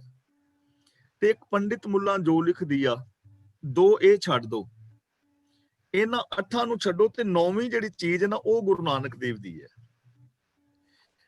ਅਸੀਂ ਕੀ ਕਰਨੇ ਆ, ਸ਼ਬਦ ਗੁਰੂ ਗ੍ਰੰਥ ਸਾਹਿਬ ਚੋਂ ਲੈ ਲੈਂਦੇ ਆ ਤੇ ਉਹਦੀ ਵਿਆਖਿਆ ਕੋਈ ਵੇਦਾਂਤ ਮੁਤਾਬਕ ਕਰ ਦਿੰਦਾ ਹੈ, ਕੋਈ ਸਾਂਖ ਸ਼ਾਸਤਰ ਮੁਤਾਬਕ ਕਰ ਦਿੰਦਾ ਹੈ, ਕੋਈ ਵਿਸ਼ੇਸ਼ਕ ਮੁਤਾਬਕ, ਕੋਈ ਮੀਮਾਂਸਾ ਮੁਤਾਬਕ, ਕੋਈ ਕੁਰਾਨ ਔਰ ਕੋਈ ਹਿੰਦੂ ਧਰਮ ਗ੍ਰੰਥਾਂ ਚੋਂ। ਇਸ ਲਈ ਉਹ ਗੁਰਮਤ ਦੀ ਗੱਲ ਕਰਦੇ ਸੀ, ਮਨਮਤ ਕਰਦੇ। ਇਹ ਪ੍ਰੋਬਲਮ ਹੈ। ਤਾਂ ਧਰਮਰਾਜ ਦਾ ਮਤਲਬ ਬਜਵਾਨ ਨਿਯਮ। ਜੇ ਕਿਸੇ ਹੋਰ ਵੀਰ ਨੇ ਵਿਚਾਰ ਦੇਣੇ ਹੁਣ ਤਾਂ ਦੇ ਸਕਦੇ ਹੋ। ਹਾਂਜੀ, ਆਪਣੇ ਸੰਤੋਖ ਸਿੰਘ ਰਾਜ, ਤੁਸੀਂ ਕੁਝ ਕਹਿਣਾ ਚਾਹੁੰਦੇ, ਪਰ ਅਨਮਿਊਟ ਹੋ ਜਾਓ, ਪਹਿਲਾਂ ਅਨਮਿਊਟ ਹੋ ਜਾਓ। ਹਾਂਜੀ, ਕਰੋ ਗੱਲ। ਮੈਂ ਤਾਂ ਜੀ ਪਹਿਲੀ ਗੱਲ ਤੇ ਗੱਲ ਕਰਨੀ ਚਾਹੁੰਦਾ ਸੀਗਾ, ਭਾਈ ਸਾਹਿਬ ਨੇ ਆਪਣੇ ਸਿਸਟਮ ਦੀ ਗੱਲ ਕਰਦੇ ਸੀ। ਆਪਾਂ ਸਿਸਟਮ ਖਰਾਬ ਕਰਨ ਵਾਲੇ ਵੀ ਅਸੀਂ ਆ। ਉੱਥੇ ਸਾਡੇ ਪਿੰਡਾਂ ਦੇ ਥਾਂ ਥਾਂ ਆਪਣੇ ਸ਼ਰਾਬਖਾਨੇ ਖੁੱਲੇ ਹੋਏ ਆ ਜੀ। ਵਿਸਾਖੀ ਵਾਲੇ ਦਿਨ ਮੈਂ ਉੱਥੇ ਸੀਗਾ ਅਪ੍ਰੈਲ ਨੂੰ, ਤਾਂ ਉਸ ਵੇਲੇ ਜੇ ਕੋਈ ਉੱਠਿਆ ਰਿਹਾ ਸੀ, ਸੈਰ ਕਰਨ ਨੂੰ ਜਾ ਰਿਹਾ ਸੀ, 4 ਵਜੇ ਸ਼ਰਾਬਖਾਨਾ ਖੁੱਲਾ ਸੀਗਾ। ਉਹ ਜਿਨ੍ਹਾਂ ਨੇ ਉੱਠ ਕੇ ਸਵੇਰੇ 4 ਵਜੇ ਸ਼ਰਾਬਾਂ ਪੀਣੀਆਂ, ਉਹਨਾਂ ਨੇ ਕੋਈ ਗਲਤ ਕੰਮ ਵੀ ਕਰਨੇ ਆ। ਸੋ ਸਿਸਟਮ ਨੂੰ ਖਰਾਬ ਕਰਨ ਵਾਲੇ ਅਸੀਂ ਖੁਦ ਆ। ਜੇ ਸ਼ਰਾਬਖਾਨੇ ਨੂੰ ਅਲਾਉਡ ਕਰਦੇ ਆ, ਡਰੱਗ ਸਾਡੇ ਚੱਲਦਾ, ਤਾਂ ਇਸ ਕਰਕੇ ਇਦਾਂ ਦੀ ਘਟਨਾ ਵਾਪਰਨੀਆਂ ਸੰਭਵ ਹੈ ਉੱਥੇ। ਜਿੰਨਾ ਚਿਰ ਅਸੀਂ ਸਿਸਟਮ ਕੰਪਲੀਟ ਮਤਲਬ ਕਿ ਨਹੀਂ ਉਸ ਸਿਸਟਮ ਨੂੰ ਕੰਟਰੋਲ 'ਚ ਨਹੀਂ ਲਿਆਉਂਦੇ। ਸ਼ਰਾਬਖਾਨੇ ਖੇਤਾਂ ਦੇ ਵਿੱਚ ਖੁੱਲੇ ਹੋਏ ਨੇ, ਜਿੱਥੇ ਕੋਈ ਦੁਕਾਨ ਹੈ ਨਹੀਂ ਉੱਥੇ ਸ਼ਰਾਬਖਾਨਾ ਮਿਲ ਜੂ ਤੁਹਾਨੂੰ। ਹਾਂਜੀ, ਇਹ ਚੀਜ਼ਾਂ ਸਾਡਾ ਜਿਹੜਾ ਸਮਾਜ, ਸਾਡਾ ਸਿਸਟਮ ਸਾਰਾ ਗਲਤ ਹੋਇਆ। ਹਾਂਜੀ, ਇਹਨੂੰ ਬਦਲਣ ਦੀ ਲੋੜ ਹੈ। ਇਹਨੂੰ ਸਾਰੇ ਨਾ ਗੁਰੂ ਨਾਨਕ ਦੇਵ ਜੀ ਦਾ ਜਿਹੜਾ ਧਰਮ ਦਾ ਢਾਂਚਾ ਹੈ ਨਾ, ਉਹ ਸਾਰੇ ਸਿਸਟਮ ਨੂੰ ਬਦਲਣ ਵਾਸਤੇ ਵੇ ਰਾਜਨੀਤਿਕ, ਧਾਰਮਿਕ, ਆਰਥਿਕ, ਸਮਾਜਿਕ, ਸਰੀਰਕ, ਮਾਨਸਿਕ, ਬੌਧਿਕ, ਪਰਿਵਾਰਕ, ਵਿਵਹਾਰਕ ਟੋਟਲ ਨੂੰ ਚੇਂਜ ਕਰਨ ਦੀ ਲੋੜ ਹੈ। ਠੀਕ ਹੈ ਜੀ, ਮੇਰਾ ਖਿਆਲ ਆਪਾਂ ਇੱਥੇ ਸਮਾਪਤੀ ਕਰ ਲਈਏ ਕਿਉਂਕਿ ਟਾਈਮ ਕਾਫੀ ਹੋ ਗਿਆ। ਹਾਂਜੀ, ਤੇ ਆਪਾਂ ਕਥਾ ਵੀ ਸ਼ੁਰੂ ਕਰਨੀ ਆ। ਕੋਈ ਗੱਲ ਨਹੀਂ ਜੀ, ਜੇ ਕੋਈ ਮਤਲਬ ਜੇ ਥੋੜਾ ਜਿਹਾ ਇੱਧਰ ਵੀ ਟਾਈਮ ਲੱਗ ਗਿਆ, ਇਹ ਵੀ ਇੱਕ ਸਿੱਖਿਆ ਹੀ ਹੈ, ਇਹ ਵੀ ਇੱਕ ਐਜੂਕੇਸ਼ਨ ਸਾਡੇ ਵਾਸਤੇ ਹੈ, ਬਹੁਤ ਜ਼ਰੂਰੀ ਆ। ਠੀਕ ਹੈ ਜੀ, ਇਹ ਬਹੁਤ ਵਧੀਆ ਸਿੱਖਿਆ ਜੀ। ਹਾਂਜੀ, ਜੇ ਫੌਜੀ ਤਾਂ ਆਪਾਂ ਜਿਹੜੀ ਨਵੀਂ ਆਪਾਂ ਜਿਹੜੀ ਕਥਾ ਸ਼ੁਰੂ ਕਰਨੀ ਅੱਜ, ਉਹਦੇ ਵਿੱਚੋਂ ਸਾਡੀ ਜਿਹੜੀ ਨਾਰਮਲ ਆਪਾਂ 3-4 ਪਦੇ ਕਰਦੇ ਹੁੰਦੇ, ਉਸ ਤੋਂ 2 ਵੀ ਹੋ ਗਿਆ, 1 ਵੀ ਹੋ ਗਿਆ, ਕੋਈ ਗੱਲ ਨਹੀਂ। ਸਾਡੇ ਕੋਲ ਟਾਈਮ ਬਹੁਤ ਆ। ਇਹ ਵੀ ਐਜੂਕੇਸ਼ਨ ਸਾਨੂੰ ਸਿੱਖਣ ਦੀ ਬਹੁਤ ਜ਼ਰੂਰਤ ਹੈ, ਇਸ ਕਰਕੇ ਉੱਧਰ ਕਾਹਲੀ ਨਾ ਕਰੀਏ। ਤੇ ਆਪਾਂ ਜਿੰਨੀ ਵੀ ਸੁਣ ਲਈ ਆ, ਇਹਨੂੰ ਓਬਜ਼ਰਵ ਕਰਕੇ ਤਾਂ ਆਪਣੇ ਮਨ 'ਚ ਵਸਾ ਕੇ ਜ਼ਿੰਦਗੀ 'ਚ ਲਾਗੂ ਕਰਨ ਦੀ ਕੋਸ਼ਿਸ਼ ਕਰਾਂਗੇ। ਠੀਕ ਹੈ ਜੀ, ਸਾਰਿਆਂ ਵਾਸਤੇ ਇਹ ਹੈਗੀ ਆ। ਤੇ ਹੁਣ ਮੈਂ ਸਾਰਿਆਂ ਤੇ ਜਿਵੇਂ ਵੀਰ ਜੀ ਨੇ ਕਿਹਾ ਨਾ, 1 ਮਿੰਟ ਲਈ ਵੀਰ ਜੀ, ਜਿਵੇਂ ਅੱਜ ਵੀਰ ਜੀ ਨੇ ਹੁਣ ਕਿਹਾ ਹੈ, ਤੇ ਜੇ ਆਪਾਂ ਅੱਜ ਤੋਂ ਲੈ ਕੇ ਧਰਮਰਾਜ ਨਾਲ ਸਹਿਮਤ ਨਾ ਕਿ ਉਤਲਾ ਧਰਮਰਾਜ ਕੋਈ ਨਹੀਂ, ਵੀ ਸੂਰਜ ਦੇ ਫਿਜ਼ੀਕਲੀ ਰਿਲੇਸ਼ਨ ਬਣਾਉਣ ਨਾਲ ਬੰਦਾ ਪੈਦਾ ਨਹੀਂ ਹੁੰਦਾ, ਤਾਂ ਜੇ ਇਸ ਚੀਜ਼ ਨਾਲ ਸਹਿਮਤ ਆ ਤੇ ਅੱਜ ਤੋਂ ਇਹ ਧਰਮਰਾਜ ਜਿਹੜਾ ਪਿਛਲੀ ਮਨਾਓ ਤੇ ਉਹਨੂੰ ਡਿਲੀਟ ਕਰੋ, ਉਹਨੂੰ ਛੱਡ ਦਿਓ। ਜਿਹੜੀ ਚੀਜ਼ ਦੀ ਸਮਝ ਆ ਗਈ ਨਾ, ਕਲਾਸ ਵਿੱਚ ਆਉਣ ਦਾ ਫਾਇਦਾ ਤਾਂ ਹੈ ਵੀ ਅੱਜ ਦੇ ਇਹਦੇ ਨਾਲ ਸਹਿਮਤ ਹੋ, ਪਿਛਲੇ ਧਰਮਰਾਜ ਨੂੰ ਡਿਲੀਟ ਕਰ ਦਿਓ ਤੇ ਇਹ ਜਿਹੜਾ ਬਜਵਾ ਨਿਯਮ ਹੈ ਨਾ ਧਰਮਰਾਜ, ਇਹਨੂੰ ਪੱਕਿਆਂ ਕਰ ਲਓ। ਬਿਲਕੁਲ ਜੀ, ਅਗਲੀ ਵਿਚਾਰ ਆਪਾਂ ਹੁਣ ਕਰਦੇ ਹਾਂ ਵੀਰ ਜੀ। ਜਿਨ੍ਹਾਂ ਨੂੰ ਸਮਝ ਆ ਗਈ ਹੈ, ਜੇ ਤਾਂ ਉਹਨਾਂ ਨੇ ਪੂਰੀ ਤਰ੍ਹਾਂ ਅੰਦਰ ਵਸਾ ਲਈ, ਫੇਰ ਉਹ ਛੱਡਣਗੇ। ਜੇ ਥੋੜਾ 2 ਵੋਟਾਂ 'ਚ ਪੈਰ ਰੱਖਿਆ ਜੀ, ਫੇਰ ਮੁਸ਼ਕਿਲ ਆ। ਫੇਰ ਆਪਾਂ ਕੋਈ ਗੱਲ ਨਹੀਂ ਜੀ, ਆਪਾਂ ਫੇਰ ਵੀ ਡਿਸਕਸ਼ਨ ਕਰਦੇ ਰਹਾਂਗੇ, ਇਹਦੇ ਵਿੱਚ ਕੋਈ ਗੱਲ ਨਹੀਂ ਹੈਗੀ। ਤੇ ਥੈਂਕ ਯੂ ਜੀ। ਮੈਂ ਹੁਣ ਲੱਗਾ ਜੀ ਮਿਊਟ ਕਰਨ ਸਾਰਿਆਂ ਨੂੰ, ਤੇ ਤੁਸੀਂ ਗਿਆਨੀ ਜੀ ਅਨਮਿਊਟ ਹੋ ਜਾਓ। ਹਾਂਜੀ ਵੀਰ ਜੀ, ਠੀਕ ਹੈ ਜੀ, ਆਵਾਜ਼ ਆ ਰਹੀ ਤੁਹਾਨੂੰ ਮੇਰੀ ਤੇ ਮੈਨੂੰ ਤੁਹਾਡੀ ਆ ਰਹੀ ਹੈ ਜੀ। ਧੰਨਵਾਦ ਜੀ ਸਾਰੀਆਂ ਸੰਗਤਾਂ ਦਾ ਜਿਨ੍ਹਾਂ ਨੇ ਕੁਐਸਚਨ ਵੀ ਪੁੱਛੇ ਆ। ਤੇ ਹੁਣ ਆਪਾਂ ਕਥਾ ਕਰ ਮਤਲਬ ਗਿਆਨੀ ਜੀ ਲੱਗੇ ਕਥਾ ਕਰਨ ਤੇ ਐਨੀ ਟਾਈਮ, ਤੇ ਆਪਾਂ ਮੁੜ ਕੇ ਆਨੇ ਆ ਜੀ। ਉਹਦੇ ਵਿੱਚ ਫਿਰ ਆਪਾਂ ਹੋਰ ਕੋਈ ਜੇ ਸਵਾਲ ਜਵਾਬ ਕਰਨੇ ਹੋਏ, ਯੂ ਆਰ ਵੈਰੀ ਵੈਲਕਮ। ਤੇ ਗਿਆਨੀ ਜੀ ਨੂੰ ਹੁਣ ਬੇਨਤੀ ਹੈ ਕਿ ਜਦੋਂ ਵੀ ਤੁਸੀਂ ਰੈਡੀ ਹੋ ਤੇ ਅੱਜ ਦੀ ਕਥਾ ਸ਼ੁਰੂ ਕਰ ਸਕਦੇ ਆ ਜੀ। ਆਪਣੇ ਅਸ਼ਟਪਦੀ ਜਿਹੜੀ 22ਵੀਂ ਆ, ਉਹਦਾ ਸ਼ਲੋਕ ਜਿਹੜਾ ਜੀ ਜੰਤ ਕੀ ਠਾਕੁਰ ਆ, ਉੱਥੋਂ ਸ਼ੁਰੂ ਕਰਨੀ ਹੈ ਜੀ। ਇਹ ਪੰਨਾ ਨੰਬਰ ਹੈਗਾ 292। ਠੀਕ ਹੈ ਜੀ, ਧੰਨਵਾਦ ਜੀ। ਸ਼ੁਰੂ ਕਰੋ ਜੀ ਜਦੋਂ ਵੀ ਰੈਡੀ ਆ। ਵਾਹਿਗੁਰੂ ਜੀ ਕਾ ਖਾਲਸਾ, ਵਾਹਿਗੁਰੂ ਜੀ ਕੀ ਫਤਿਹ ਜੀ। ਸਵਾਗਤ ਹੈ ਜੀ ਤੁਹਾਡਾ ਸਾਰਿਆਂ ਦਾ ਆਨਲਾਈਨ ਗੁਰਦਾਸ ਵਿੱਚ। ਜਿਵੇਂ ਕਿ ਆਪ ਸਾਰਿਆਂ ਨੂੰ ਪਤਾ ਹੈ, ਅਸੀਂ ਸਾਰੇ ਵੀਰ ਭੈਣਾਂ ਮਿਲ ਕੇ ਸੁਖਮਨੀ ਸਾਹਿਬ ਜੀ ਦੀ ਵਿਚਾਰ ਸਾਂਝੀ ਕਰ ਰਹੇ ਹਾਂ। ਸੁਖਮਨੀ ਸਾਹਿਬ ਜੀ ਦਾ ਜੋ ਕੇਂਦਰੀ ਭਾਵ ਹੈ, ਸੁਖਮਨੀ ਸੁਖ ਅੰਮ੍ਰਿਤ ਪ੍ਰਭ ਨਾਮ, ਭਗਤ ਜਨਾ ਕੈ ਮਨ ਵਿਸਰਾਮ। ਨਾਮ ਦਾ ਮਤਲਬ ਹੁਕਮ, ਸੁਖਮਨੀ ਦਾ ਮਤਲਬ ਸੁੱਖਾਂ ਦੀ ਮਣੀ, ਸੁੱਖ ਦੇਣ ਵਾਲੀ ਮਣੀ, ਸੁੱਖਾਂ ਦਾ ਮੂਲ। ਜੋ ਸੁੱਖਾਂ ਦਾ ਮੂਲ ਹੈ ਉਹ ਹੈ ਰੱਬੀ ਹੁਕਮ। ਯਾਨੀ ਜੋ ਵੀ ਸੁਖ ਸ਼ਾਂਤੀ ਆਨੰਦ ਖੇੜਾ ਪ੍ਰਸੰਨਤਾ ਵਿਗਾਸਤਾ ਹੈ ਉਹ ਸਾਨੂੰ ਰੱਬੀ ਹੁਕਮ ਨੂੰ ਫੋਲੋ ਕੀਤਿਆਂ ਮਿਲੇਗੀ। ਤੇ ਰੱਬ ਦੀ ਭਗਤੀ ਹੈ, ਰੱਬ ਦੇ ਹੁਕਮ ਵਿੱਚ ਤੁਰਨਾ ਹੀ ਰੱਬ ਦੀ ਭਗਤੀ ਹੈ। ਰੱਬ ਦੇ ਭਗਤ ਉਹ ਅਖਵਾ ਸਕਦੇ ਨੇ ਜੋ ਰੱਬੀ ਹੁਕਮ ਅਨੁਸਾਰ ਜ਼ਿੰਦਗੀ ਜੀਂਦੇ ਨੇ। ਆਓ ਅਸੀਂ ਅਗਲੀ ਵਿਚਾਰ ਦੇ ਨਾਲ ਜੁੜਨ ਦਾ ਯਤਨ ਕਰੀਏ। ਜੀ ਜੰਤ ਕੇ ਠਾਕੁਰਾ ਆਪੇ ਵਰਤਨਹਾਰ। ਇਹਨੂੰ ਠਾਕਰਾ ਨਹੀਂ ਪੜਨਾ, ਕੱਕੇ ਦੇ ਥੱਲੇ ਔਂਕੜ ਹੈ ਠਾਕੁਰਾ। ਜੰਤ ਕੇ ਠਾਕੁਰਾ ਆਪੇ ਵਰਤਨਹਾਰ, ਨਾਨਕ ਏਕੋ ਪਸਰਿਆ ਦੂਜਾ ਕਹਿ ਦ੍ਰਿਸ਼ਟਾਰ। ਜੀ ਜੰਤ ਕੇ ਠਾਕੁਰਾ, ਠਾਕੁਰਾ ਦਾ ਮਤਲਬ ਮਾਲਕ, ਕਿ ਹੇ ਜੀਆਂ ਜਨਤਾਂ ਦੇ ਪਾਲਣ ਵਾਲੇ। ਆਪੇ ਵਰਤਨਹਾਰ ਦਾ ਮਤਲਬ ਤੂੰ ਆਪ ਹੀ ਸਭ ਥਾਂ ਤੇ ਵਰਤ ਰਿਹਾ ਹੈ, ਵਰਤਨ ਵਾਲਾ ਹੈ। ਆਪ ਹੀ ਸਭ ਥਾਵਾਂ ਤੇ ਵਰਤਨ ਵਾਲਾ ਹੈ, ਵਰਤ ਰਿਹਾ ਹੈ। ਹੁਣ ਇਹ ਚੀਜ਼ ਦੇਖੋ ਧਿਆਨ ਦੇ ਨਾਲ ਸਮਝਣ ਵਾਲੀ ਹੈ। ਇਹ ਸਾਰੇ ਜੀਵ ਜਨਤਾਂ ਦਾ ਤੂੰ ਮਾਲਕ ਹੈ, ਪੈਦਾ ਕਰਨ ਵਾਲਾ ਹੈ, ਪਾਲਣ ਵਾਲਾ ਹੈ। ਆਪੇ ਵਰਤਨਹਾਰ ਦਾ ਮਤਲਬ ਆਪ ਹੀ ਵਰਤ ਰਿਹਾ ਹੈ ਤੂੰ ਸਭ ਥਾਵਾਂ ਤੇ। ਜਿੰਨਾਂ ਜਨਤਾਂ ਦੇ ਅੰਦਰ ਸੰਸਾਰ ਵਿੱਚ ਜੋ ਕੁਝ ਵੀ ਦਿਸ ਰਿਹਾ ਹੈ ਤੂੰ ਹੀ ਦਿਸ ਰਿਹਾ ਹੈ, ਤੂੰ ਹੀ ਵਰਤ ਰਿਹਾ ਹੈ, ਤੇਰੇ ਤੋਂ ਬਿਨਾਂ ਹੋਰ ਕੋਈ ਨਹੀਂ ਹੈ। ਹੁਣ ਜੇ ਇਹ ਗੱਲ ਸਾਡੀ ਸਮਝ ਵਿੱਚ ਬਹਿ ਜਾਏ ਤਾਂ ਸਾਡੀ ਸੋਚ ਵਿੱਚ ਇੱਕ ਚੇਂਜਿੰਗ ਆਏਗੀ, ਜਿਹਦੇ ਨਾਲ ਸਾਨੂੰ ਖੁਸ਼ੀਆਂ ਮਿਲਣਗੀਆਂ। ਦੇਖੋ ਸੁਖਮਨੀ ਸੁਖ ਅੰਮ੍ਰਿਤ ਪ੍ਰਭ ਨਾਮ ਦੇ ਨਾਲ ਜਦੋਂ ਅਸੀਂ ਰਿਲੇਟ ਕਰਾਂਗੇ ਨਾ ਪੰਕਤੀ ਨੂੰ, ਕਿ ਹੁਕਮ ਜਿਹੜਾ ਹੈ ਉਹ ਸਾਰੇ ਸੁੱਖਾਂ ਦਾ ਮੂਲ ਹੈ, ਤੇ ਜਦੋਂ ਸਾਨੂੰ ਇਹ ਚੀਜ਼ ਸਮਝ ਆ ਜਾਏ ਕਿ ਰੱਬ ਹੀ ਵਰਤ ਰਿਹਾ ਸਭ ਥਾਵਾਂ ਤੇ, ਸਭ ਜੀਵ ਜੰਤ ਅੰਦਰ, ਫਿਰ ਸਾਡੀ ਸੋਚ ਦੇ ਅੰਦਰ ਇੱਕ ਚੇਂਜਿੰਗ ਆਏਗੀ। ਜੋ ਆਪਾਂ ਰੋਜ਼ ਗੱਲਬਾਤ ਕਰ ਰਹੇ ਹਾਂ ਕਿ ਅਸੀਂ ਇੱਕ ਦੂਜੇ ਦੇ ਨਾਲ ਰੱਬ ਵਰਗਾ ਪਿਆਰ ਔਰ ਵਿਹਾਰ ਕਰੀਏ, ਕਿਉਂਕਿ ਰੱਬ ਵਰਤ ਰਿਹਾ ਨਾ ਤੁਹਾਡੇ ਵਿੱਚ ਵੀ ਮੇਰੇ ਵਿੱਚ ਵੀ। ਸਭ ਮੈਂ ਜੋ ਜੋਤ ਹੈ ਸੋਏ, ਜੋ ਦਿਸ ਹੈ ਸੋ ਤੇਰਾ ਰੂਪ। ਫਿਰ ਅਸੀਂ ਇੱਕ ਦੂਜੇ ਨਾਲ ਰੱਬ ਵਰਗਾ ਪਿਆਰ, ਰੱਬ ਵਰਗਾ ਸਤਿਕਾਰ, ਰੱਬ ਵਰਗਾ ਵਿਹਾਰ ਕਰੀਏ ਕਿ ਜੇ ਮੇਰੇ ਅੰਦਰ ਰੱਬ ਹੈ ਤੇ ਮੇਰੇ ਬੋਲ ਰੱਬ ਵਰਗੇ ਹੋਣ, ਮੇਰੀ ਸੋਚ ਰੱਬ ਵਰਗੀ ਹੋਏ, ਮੇਰਾ ਵਿਹਾਰ ਰੱਬ ਵਰਗਾ ਹੋਏ। ਤੁਹਾਡੇ ਸਾਰਿਆਂ ਦੇ ਬੋਲ, ਤੁਹਾਡੀ ਸੋਚ, ਤੁਹਾਡਾ ਵਿਹਾਰ ਰੱਬ ਵਰਗਾ ਹੋ ਜਾਏ ਤਾਂ ਸੁੱਖ ਪੈਦਾ ਹੋ ਜਾਏਗਾ ਨਾ ਜ਼ਿੰਦਗੀ ਵਿੱਚ। ਸਿਰ ਹਿਲਾ ਕੇ ਦੱਸ ਦੋ, ਬਸ ਸੁੱਖ ਪੈਦਾ ਹੋ ਜਾਏਗਾ ਨਾ। ਇਹਨੂੰ ਕਹਿੰਦੇ ਨੇ ਸੁਖਮਨੀ ਸੁਖ ਅੰਮ੍ਰਿਤ ਪ੍ਰਭ ਨਾਮ। ਇਹ ਹੈ ਸੁੱਖਾਂ ਦੀ ਮਣੀ, ਮੂਲ। ਜੇ ਅਸੀਂ ਇਸ ਚੀਜ਼ ਨੂੰ ਸਮਝ ਕੇ ਇੰਪਲੀਮੈਂਟ ਕਰ ਲਈਏ। ਹੁਣ ਸਾਡੀ ਜਿਹੜੀ ਆਮ ਬੰਦਿਆਂ ਦੀ ਪ੍ਰੋਬਲਮ ਹੈ ਨਾ, ਆਮ ਜਨਤਾ ਦੀ ਬਹੁਤਾਤ ਗਿਣਤੀ ਦੀ, ਉਹਨਾਂ ਦੀ ਪ੍ਰੋਬਲਮ ਇਹ ਹੈ ਕਿ ਰੱਬ ਨੂੰ ਮੰਨਦੇ ਨੇ ਉਹ, ਪਰ ਰੱਬ ਨੂੰ ਉੱਤੇ ਬੈਠਾ ਵੱਖਰਾ ਮੰਨਦੇ ਨੇ।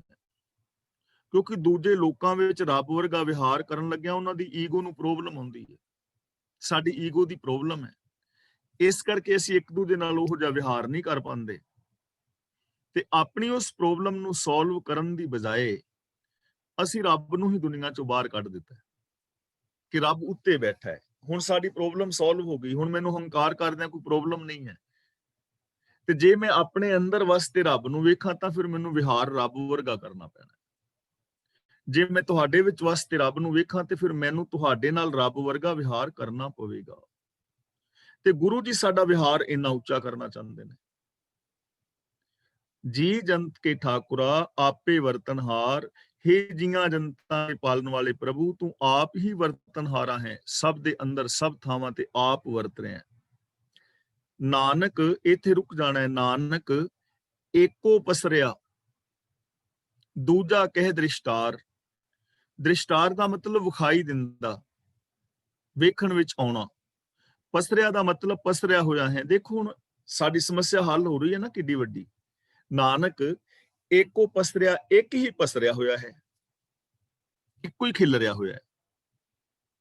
ਇੱਕੋ ਦਰਿਆ ਸਮੁੰਦਰ ਹੈ, ਤੇ ਸਮੁੰਦਰ ਦੇ ਵਿੱਚ ਹੀ ਲਹਿਰਾਂ ਉੱਠ ਰਹੀਆਂ ਨੇ। ਉਸ ਸਮੁੰਦਰ ਦੇ ਵਿੱਚ ਹੀ ਅਨੇਕਾਂ ਜੀਵ ਜੰਤ ਨੇ, ਇੱਕ ਹੀ ਪਸਰਿਆ ਹੋਇਆ ਹੈ। ਨਾਨਕ ਏਕੋ ਪਸਰਿਆ, ਇੱਕ ਹੀ ਪਸਰਿਆ ਹੋਇਆ ਹੈ, ਵੱਡਾ ਹੋ ਗਿਆ ਹੈ, ਸੂਖਮ ਤੋਂ ਸਥੂਲ ਹੋ ਗਿਆ ਹੈ, ਨਿਰਾਕਾਰ ਤੋਂ ਸਾਕਾਰ ਹੋ ਗਿਆ ਹੈ, ਨਿਰੰਕਾਰ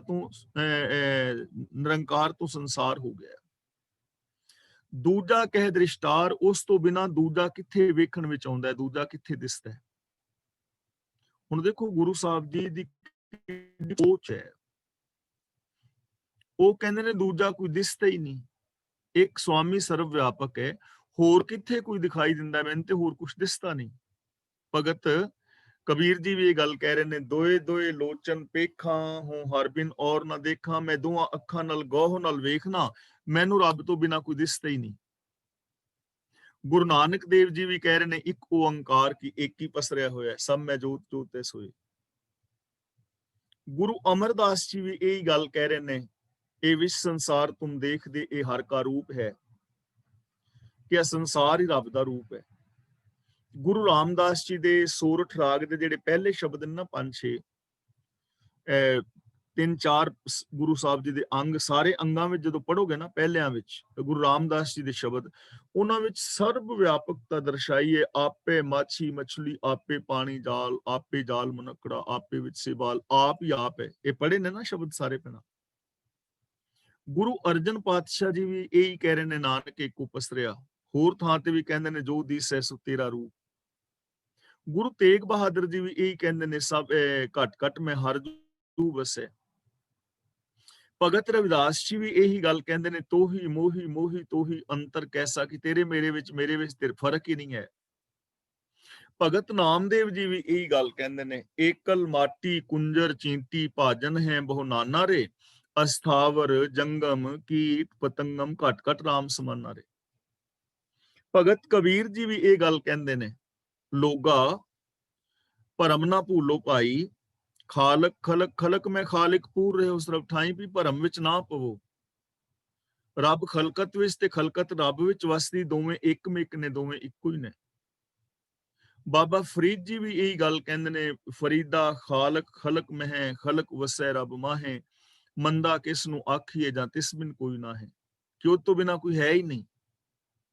ਭਾਈ ਨੰਦ ਲਾਲ ਸਿੰਘ ਜੀ ਗੋਇਆ, ਉਹ ਵੀ ਆਪਣੀ ਰਚਨਾ ਵਿੱਚ ਕਹਿੰਦੇ ਨੇ, ਦਿਲ ਅਗਰ ਦਾਨਾ ਬਵਦ, ਦਾਨਾ ਦਾ ਮਤਲਬ ਸਿਆਣਾ, ਜੇ ਤੇਰਾ ਦਿਲ ਸਿਆਣਾ ਹੋਵੇ, ਅੰਦਰ ਕਿਨਾਰ ਸਿਆਰ ਹਸਤ, ਕੀ ਤੇਰਾ ਯਾਰ ਰੱਬ ਤੇਰੇ ਅੰਦਰ ਹੀ ਹੈ। ਚਸਮ ਗਰ ਬੀਨਾ ਬਵਦ ਦਰ ਹਰ ਤਰਫ ਦੀਦਾਰ ਹਸਤ, ਜੇ ਤੇਰੀ ਵੇਖਣ ਵਾਲੀ ਅੱਖ ਹੋਵੇ ਤੇ ਚਾਰ ਚਫੇਰੇ ਉਹਦੇ ਦੀਦਾਰ ਹੋ ਰਹੇ ਨੇ।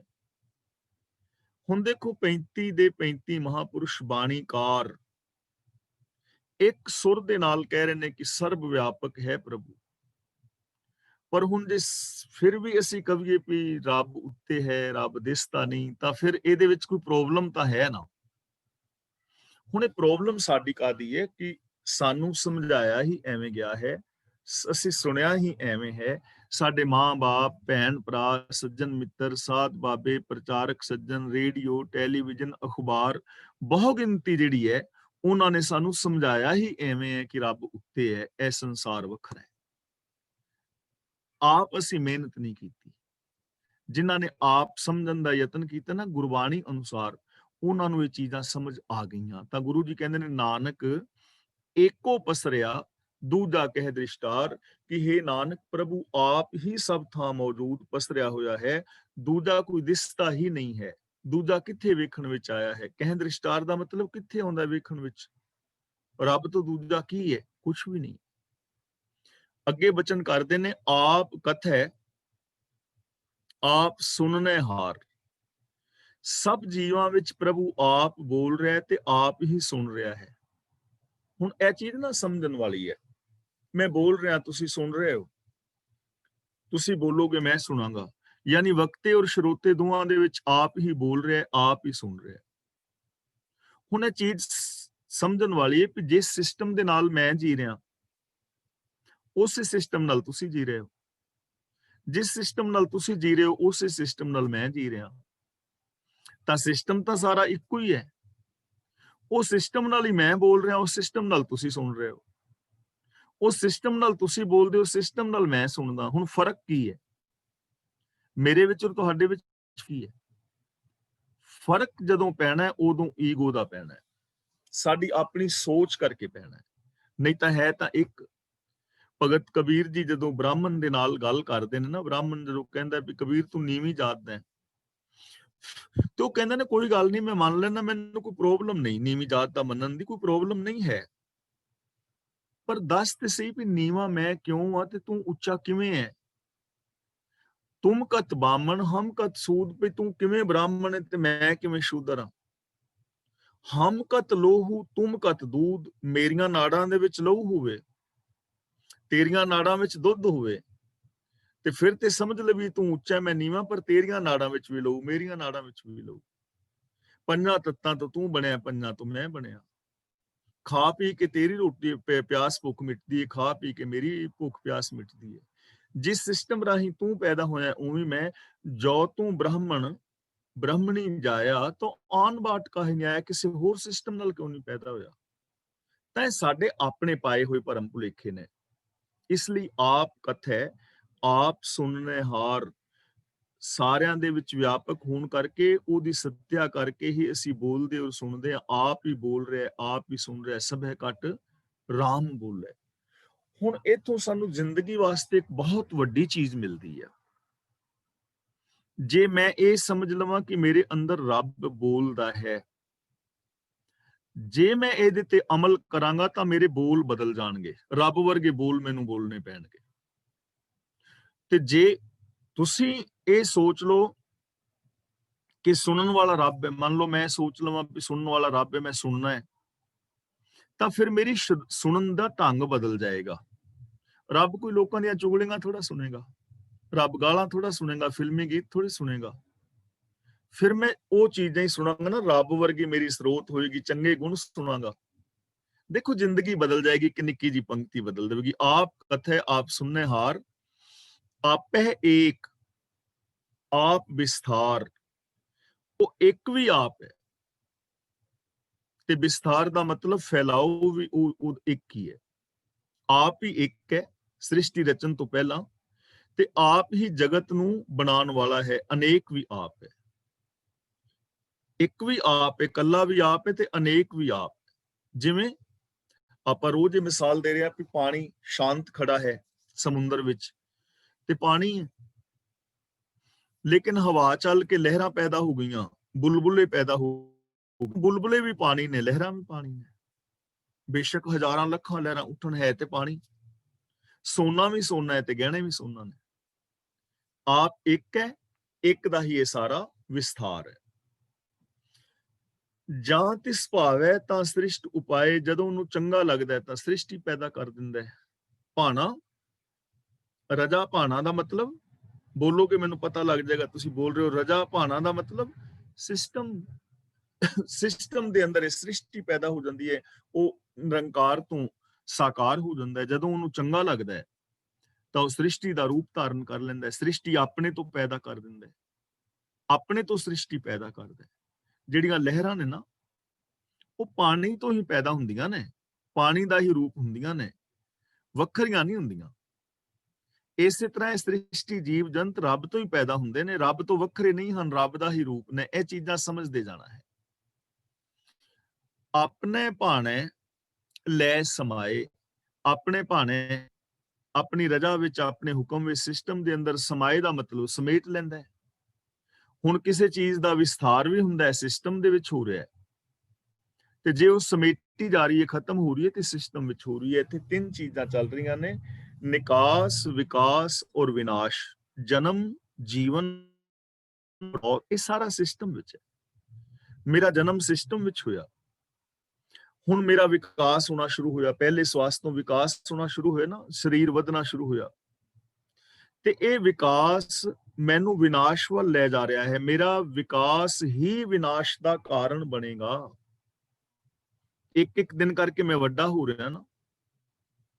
ਜਿੱਥੇ ਸਰੀਰ ਸਾਲਾਂ ਵਿੱਚ ਗਿਣਤੀ ਵੱਧ ਰਹੀ ਹੈ, ਉੱਥੇ ਮੌਤ ਨੇੜੇ ਆ ਰਹੀ ਹੈ। ਜਨਨੀ ਜਾਣਤ ਸੁਤ ਬੜਾ ਹੋਤ ਹੈ, ਇਤਨਾ ਕ ਨਾ ਜਾਣੈ ਜੇ ਦਿਨ ਦਿਨ ਅਵਧ ਘਟਤ ਹੈ। ਮਾਂ ਸਮਝਦੀ ਮੇਰਾ ਬੱਚਾ ਵੱਡਾ ਹੋ ਰਿਹਾ ਹੈ, ਪਰ ਉਹਨੂੰ ਇਹ ਨਹੀਂ ਪਤਾ ਵੀ ਹਰ ਪਲ ਮੌਤ ਵੀ ਨਜ਼ਦੀਕ ਆ ਰਹੀ ਹੈ। ਜਨਮ, ਜੀਵਨ ਔਰ ਮੌਤ, ਨਿਕਾਸ, ਵਿਕਾਸ ਔਰ ਵਿਨਾਸ਼, ਇਹ ਸਾਰਾ ਕੁਝ ਸਿਸਟਮ ਦੇ ਵਿੱਚ ਚੱਲਦਾ ਹੈ। ਤਾਂ ਆਪਣੇ ਭਾਣੇ ਲੈ ਸਮਾਏ, ਆਪਣੇ ਸਿਸਟਮ ਦੇ ਵਿੱਚ ਹੀ ਇਸ ਸ੍ਰਿਸ਼ਟੀ ਨੂੰ ਸਮੇਟ ਲੈਂਦਾ ਹੈ। ਜਿਵੇਂ ਇੱਕ ਨਿੱਕਾ ਜਿਹਾ ਬੀਜ ਧਰਤੀ ਵਿੱਚ ਗਿਰਿਆ, ਅੰਕੁਰ ਬਣ ਕੇ ਫੁੱਟਿਆ, ਜੜਾਂ ਔਰ ਤਣਾ ਬਣ ਗਿਆ, ਉਹ ਪੇੜ ਹੌਲੇ ਹੌਲੇ ਹੌਲੇ ਹੌਲੇ ਵੱਡਾ ਹੁੰਦਾ ਗਿਆ, ਤੇ ਆਖਿਰ ਉਹਦੀ ਉਮਰ ਘਟਦੀ ਜਾਂਦੀ ਨਾ। ਫਿਰ ਇੱਕ ਦਿਨ ਉਹ ਪੇੜ ਜਿਹੜਾ ਹੈ ਸੁੱਕ ਜਾਂਦਾ ਹੈ, ਸੜ ਜਾਂਦਾ ਹੈ, ਉਹਨੂੰ ਜਲਾ ਦਿੱਤਾ ਜਾਂਦਾ ਹੈ, ਆਖਿਰ ਉਹ ਮਿੱਟੀ ਦੇ ਵਿੱਚ ਮਿਲ ਜਾਂਦਾ ਹੈ।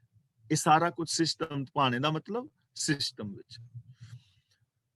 ਤੇ ਪਿੰਨ ਨਹੀਂ ਕਿਛ ਹੋਏ, हे प्रभु ते तो वखरा कुछ नहीं हो सकता। भिन्न का मतलब वखरा, तेरे तो वखरा कुछ हो नहीं सकता, कुछ भी नहीं हो सकता।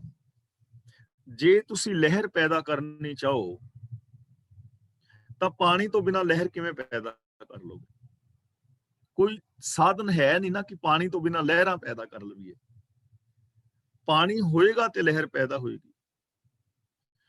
जे आ धरती आकाश वगैरह सी कविए भी रब तो बिना पैदा कर लवीए तो नहीं हो सकता। रब है ते है ना, ਉਹਨੂੰ ਸਾਇੰਸ એનર્ਜੀ ਕਹਿੰਦੀ ਹੈ ਜਾਂ ਕੋਈ ਅਨੇਕਾਂ ਨਾਮ ਦਿੱਤੇ ਗਏ ਨੇ ਜਿਸ ਨੂੰ ਗੁਰੂ ਜੀ ਇੱਕ ਓੰਕਾਰ ਕਹਿ ਰਹੇ ਨੇ। ਜੇ ਉਹ ਹੈ ਤਾਂ ਬਾਕੀ ਕੁਛ ਹੈ, ਜੇ ਉਹ ਨਹੀਂ ਤੇ ਫਿਰ ਕਿੱਥੋਂ? ਗਹਿਣੇ ਤਾਂ ਹੀ ਨਾ ਜੇ ਸੋਨਾ ਹੈ, ਜੇ ਸੋਨਾ ਹੀ ਨਹੀਂ ਤੇ ਗਹਿਣੇ ਕਿੱਥੋਂ? ਸੋਨੇ ਤੋਂ ਵੱਖਰੇ ਨਹੀਂ ਗਹਿਣੇ। ਜੇ ਪਾਣੀ ਨਹੀਂ ਤੇ ਲਹਿਰਾਂ ਕਿੱਥੋਂ? ਜੇ ਬੀਜ ਨਹੀਂ ਤਾਂ ਰੁੱਖ ਦਰਖਤ ਕਿੱਥੋਂ? ਜੇ ਮਾਂ-ਬਾਪ ਨਹੀਂ ਤਾਂ ਬੱਚੇ ਕਿੱਥੋਂ? ਤੇ ਜੇ ਰੱਬ ਨਹੀਂ ਤੇ ਆ ਸੰਸਾਰ ਕਿੱਥੋਂ? ਤੇਰੇ ਤੋਂ ਵੱਖਰਾ ਕੁਛ ਹੈ ਹੀ ਨਹੀਂ। ਇਹ ਸਾਰਾ ਤੇਰਾ ਹੀ ਫੈਲਾਵ ਹੈ। ਆਪਨ ਸੂਤ ਸਭ ਜਗਤ ਪਰੋਏ। ਸੂਤ ਦਾ ਮਤਲਬ ਸੂਤ ਵਿੱਚ, ਧਾਗੇ ਵਿੱਚ ਤੂੰ ਆਪਣੇ ਹੁਕਮ ਰੂਪੀ ਧਾਗੇ ਦੇ ਅੰਦਰ ਸਾਰੇ ਜਗਤ ਨੂੰ ਪਰੋਇਆ ਹੋਇਆ ਹੈ। ਜਿਵੇਂ ਮਾਲਾ ਦੇ ਮਣਕੇ ਇੱਕ ਧਾਗੇ ਵਿੱਚ ਪਰੋਚੇ ਹੁੰਦੇ ਨੇ ਨਾ, ਇੱਥੇ ਸੂਤ ਦਾ ਮਤਲਬ ਰੱਬ ਦਾ ਹੁਕਮ। ਹੁਕਮ ਦੇ ਅੰਦਰ ਇਹ ਸਾਰੀ ਸ੍ਰਿਸ਼ਟੀ ਪਰੁਚੀ ਹੋਈ ਹੈ, ਹੁਕਮ ਤੋਂ ਬਾਹਰ ਨਹੀਂ। ਹੁਕਮ ਦਾ ਮਤਲਬ ਸਿਸਟਮ। ਇਹਨੂੰ ਤੁਸੀਂ ਸਿਸਟਮ ਸ਼ਬਦ ਕਹਿ ਕੇ ਸਮਝਦੇ ਜਾਓਗੇ ਤੇ ਹਰ ਚੀਜ਼ ਸਮਝਣੀ ਸੌਖੀ ਹੋ ਜਾਏਗੀ। ਆਪਨ ਸੂਤ ਸਭ ਜਗਤ ਪਰੋਏ। ਸਾਰੇ ਜਗਤ ਨੂੰ ਆਪਣੇ ਹੁਕਮ ਦੇ ਅੰਦਰ, ਸਿਸਟਮ ਦੇ ਅੰਦਰ ਤੂੰ ਪਰੋਇਆ ਹੋਇਆ ਹੈ। ਨਿੱਕੇ ਜਿਹੇ ਬੈਕਟੀਰੀਆ ਤੋਂ ਲੈ ਕੇ ਵੱਡੇ ਸਾਰੇ ਹਾਥੀ ਤੱਕ, ਖੰਡ ਮੰਡਲ, ਬ੍ਰਹਿਮੰਡ, ਆਕਾਸ਼ ਗੰਗਾਵਾਂ, ਇਹ ਸਭ ਕਿਸੇ ਸਿਸਟਮ ਦੇ ਅੰਦਰ ਕੰਮ ਕਰ ਰਹੀਆਂ ਨੇ।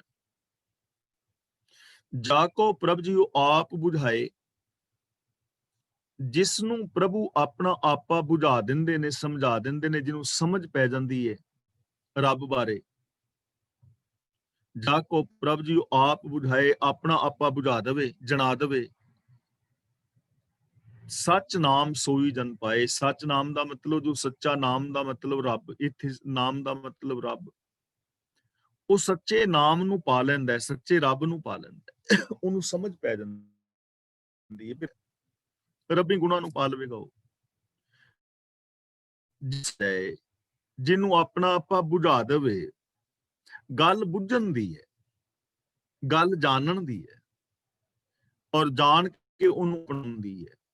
ਜੇ ਅਸੀਂ ਇਸ ਗੱਲ ਨੂੰ ਸਮਝ ਲਈਏ ਕਿ ਇਹ ਸਾਰਾ ਜਗਤ ਇੱਕ ਹੈ, ਅਸੀਂ ਸਾਰੇ ਜੀਵ ਜੰਤੂ ਸਿਸਟਮ ਵਿੱਚ ਜੀ ਰਹੇ ਹਾਂ।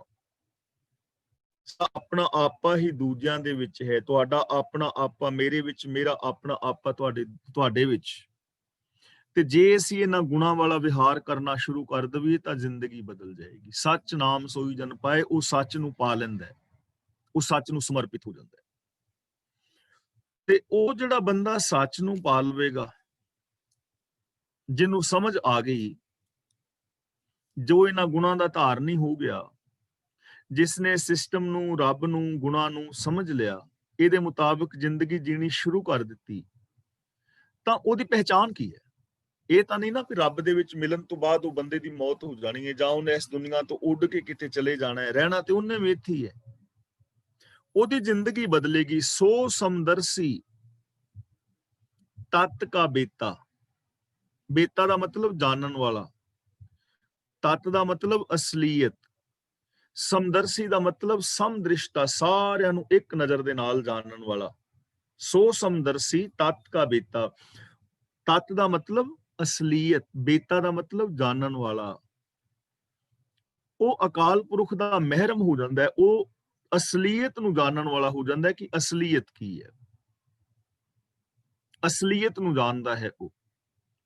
ਤੇ ਜਿਹੜਾ ਅਸਲੀਅਤ ਨੂੰ ਜਾਣਦਾ ਹੈ ਉਹ ਸਮਦਰਸੀ, ਸਾਰਿਆਂ ਨੂੰ ਇੱਕੋ ਨਜ਼ਰ ਦੇ ਨਾਲ ਵੇਖਦਾ ਹੈ, ਸਾਰਿਆਂ ਦੇ ਨਾਲ ਇੱਕੋ ਜਿਹਾ ਵਿਹਾਰ ਕਰਦਾ ਹੈ, ਕਿਉਂਕਿ ਉਹਨੂੰ ਸਮਝ ਆ ਗਈ ਨਾ ਅਸਲੀਅਤ ਦੀ।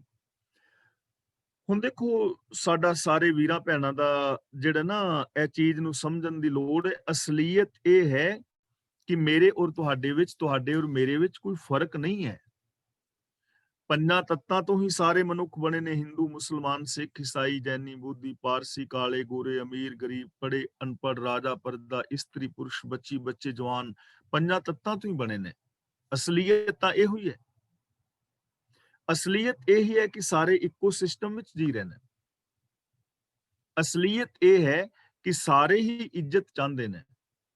ਅਸਲੀਅਤ ਇਹ ਹੈ ਕਿ ਸਾਰੇ ਹੀ ਮਾਣ ਚਾਹੁੰਦੇ ਨੇ, ਸਤਿਕਾਰ ਚਾਹੁੰਦੇ ਨੇ। ਅਸਲੀਅਤ ਤਾਂ ਇਹੀ ਹੈ ਨਾ। ਤੇ ਜਦੋਂ ਬੰਦੇ ਨੂੰ ਅਸਲੀਅਤ ਦਾ ਪਤਾ ਲੱਗ ਜਾਏ, ਉਹ ਫਿਰ ਸਾਰਿਆਂ ਦੇ ਨਾਲ ਇੱਕੋ ਜਿਹਾ ਵਿਹਾਰ ਕਰਦਾ ਹੈ। ਜਿਹੋ ਜਿਹਾ ਵਿਹਾਰ ਮੈਂ ਤੁਹਾਡੇ ਤੋਂ ਚਾਹੁੰਦਾ ਹਾਂ ਨਾ, ਉਹੋ ਜਿਹਾ ਵਿਹਾਰ ਮੈਂ ਤੁਹਾਡੇ ਨਾਲ ਕਰਾਂਗਾ।